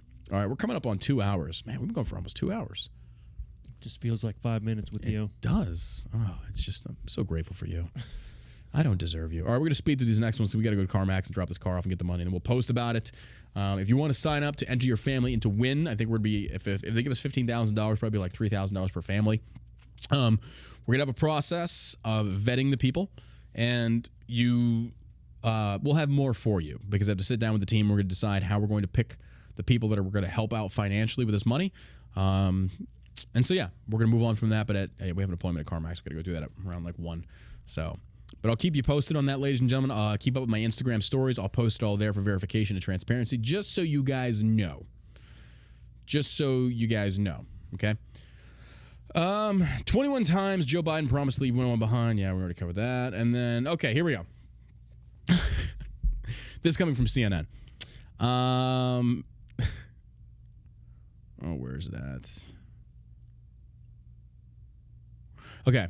Very short title and write-up, which is very unusual for CNN. It says, GOP claims Afghan refugees are arriving unvetted. That's not true. Some members of the GOP are falsely claiming that refugees from Afghanistan are arriving in the U.S. unvetted. CNN's Tara Subramanian has the facts. Another article just comes out. Exclusive. Convicted rapist reached the U.S. on Afghan evacuation flight. A man who had been convicted of rape and deported from the U.S. was allowed to board an Afghan evacuation flight and reach America, law enforcement sources say. Law enforcement sources say this. Let's go back to the CNN article. Some members of the GOP are falsely claiming that refugees from Afghanistan are arriving in the U.S. unvetted. This guy was not vetted until he got to the U.S. They are, in fact, 100% correct. They are correct. When American citizens were having trouble catching flights out of Kabul, Gator Haider made it on an Ethiopian Airlines charter flight for evacuees. Border officials flagged the 47-year-old on his arrival at Washington Dulles International Airport. They appear to be the first ones to have spotted his criminal and immigration history and derailed his entry. Therefore, he made it into America unvetted. Where's the GOP wrong on this? They're building a narrative. They're building a narrative. Hyder is being held at the Carolina Detention Facility in Bowling Green, Virginia. The Washington Times has learned. Well, that's great because now he's on taxpayer money. Wonderful. They're bringing far too many people, and listen to who says this. Listen to who makes this statement. They are bringing far too many people in far too quickly to be able to effectively vet them, said Ken Cuccinelli, a deputy secretary at Homeland Security under the Trump administration. Well, now when you say Trump administration, the left has automatically dismissed that because everybody in the Trump administration was worse than AIDS. That's what they're going to say. Can't believe that. He served under Trump. Hader's exact path to entry is not clear, though it's unlikely he holds a special immigrant visa. Those were reserved for Afghans who provided significant support for the U.S. in the war effort. Therefore, he was not vetted over there. He was vetted over here. That's the last place it should come down to. They should have been vetted over there. It's also not likely that he is a refugee given his immigration history. And there we have it, ladies and gentlemen. GOP just building that narrative. Just building that narrative, ladies and gentlemen. All right, we're going to take a few questions of those that actually write into the show. I forgot to do a last show, so thank you very much. We're going to go to your questions. And again, you can write into the show. The link to write in is on my Twitch channel. Send us your questions and things like that. Okay. First question, it's actually a good one. Should Ashley Babbitt's killer be prosecuted? Ashley Babbitt, for those who don't know, that was the Air Force veteran that was shot in the Capitol by the police officer when she was clearly trying to break through the barricade. And my answer to that is no, he should not. He should not be prosecuted. He was doing his job. People don't like hearing that. When a police officer tells you to stop, the very same group of people that say just listen to the officer and you won't get shot, the very same group of people that said that, suddenly you flipped a switch because it was an Air Force veteran and it was pro-Trump, and now you're rescinding on what you once stood for. Either you stand for it across the board or you shut the fuck up and stop cherry picking. And those that didn't know, she was breaking through a barricade that was literally the last line of defense of congressmen and women that were hiding in their offices. Now, you looked at this from the outside looking in. These people did not know if these people that were pushing into the Capitol were going to turn violent. A mob can turn violent in an instant. The cops that were outside the door that did nothing to deter her and stop her are implicit and just as guilty. They should be brought up on charges for having not done their duty and stood guard to continue protecting those people that were behind the doors. So no, Ashley Babbitt was no victim. She knew what she was doing. She was fed up. I get that. She was very angry. I get that too. But she let her emotions run wild. She tried busting through a barricade, which was also filmed by a BLM activist, John Sullivan, who was there on the scene. So Democrats, sorry about that one. There were BLM people in there and they weren't shot for being black. Oh, I know that undermines your narrative. Sorry. But no, I am not going to take the side of a veteran who was killed just because she's a veteran. You making stupid decisions and you being a veteran does not exempt you from the repercussions of the actions that you take. I know people don't like hearing that, but if I was to do the exact same thing, I hope people would have enough decency and common sense that John knew what he was fucking doing and he did it anyway. You play stupid games, you win stupid prizes. Don't go busting through a door in a Capitol that you just got pushed into, or you pushed yourself into. It was a trap. Like, I honestly think it was a trap. The Capitol Police are just as much to blame. But as far as prosecuting for murder, I don't agree with that. No. She was, but you clearly see it clear as day, and you see the gun through the one vantage point, and he's saying, stop. And she didn't, and then he shot. What was he supposed to do? No idea if she had a knife. No idea if she had a gun. All he was saying is, stop. Don't come through. There is a barricade there for a reason. Well, if she just would have listened to the cops, she'd still be alive. Funny how that narrative gets twisted when the Republicans don't like hearing that. So I'll probably lose a lot of support. John's in favor of supporting a murderer. She did something stupid. What do you expect? Like the Dems say, shoot her in the leg. Are you serious? No, that doesn't apply. You neutralize the target. There is no shooting in the leg. You don't shoot the gun out of her hand. You don't shoot her in the arm. You don't aim to wound. You aim to kill. So maybe if y'all would stop fucking around the cops, you'd stop dying. That goes for the left and the right. Weird. It's common fucking sense, ladies and gentlemen. I'm tired of playing games with morons out there trying to use her veteran status to justify her stupid moves. And I remember seeing the videos of her prior to the event. Like, she was heated. She was doing these videos like screaming at the camera. Not talking about like John Berkeley. She was screaming. Like, she did not look like she was all there. But even still, that's just my stance on that one. Do you know anyone hiring for McKenna? No. I'm not a job agency. I know Shell Shock's hiring, but I don't make it. Get out of here. I don't know. Why are you asking me this? I don't know. Did you get my present? I have no idea who you even are. Nope. What do you think will happen if the Dems pull the 25th Amendment to get rid of Biden and Harris steps up? I think that's exactly what's eventually going to happen. I think Kamala Harris is understanding Like, she's tethered to this train wreck, and I think her best interest is to say, hey, Joe, maybe you should step down. I think Kamala, and when that happens, it's game on. When Kamala's freaking group slowly starts to distance themselves and consider it, which I've been told behind the scenes that she is, it's over for Biden. When you lose the VP and you've got a split leadership, it's done. Those are your questions for now. We got way more questions to get to in the future, so you can write us in. I greatly appreciate the love and support of everybody in the show. Thank you for all the Twitch subscribers, the new Twitch followers. If you want to listen to the podcast, you can check us out on SoundCloud and on iTunes, as well as my YouTube channels, where we have on YouTube the actual video podcast. You can see Josh's beautiful bearded face on there, and then mine just rambling and ranting like a crazy guy. You can see it on YouTube. And again, follow us on SoundCloud or on iTunes. Do me a favor, leave us a rating on iTunes. That really helps out. I appreciate you. I love you. Thank you for all your love and support. Thank you for all the bits and the Twitch donations and subscriptions. You guys are freaking amazing. And again, don't forget to check out shellshockcbd.com for your sleep, stress, and Delta 8 needs. I appreciate you. We will see you right back here tomorrow morning at 10 a.m. CST with even more news to cover. Anything to add there, Josh? Yeah, if you're in the Dallas area, we have a storefront, 1601 North Glenville Drive. And now we're going to get a bomb threat. Oh, yes. Day off? Yes! We made it. Looks like we made it. All right, America. You stay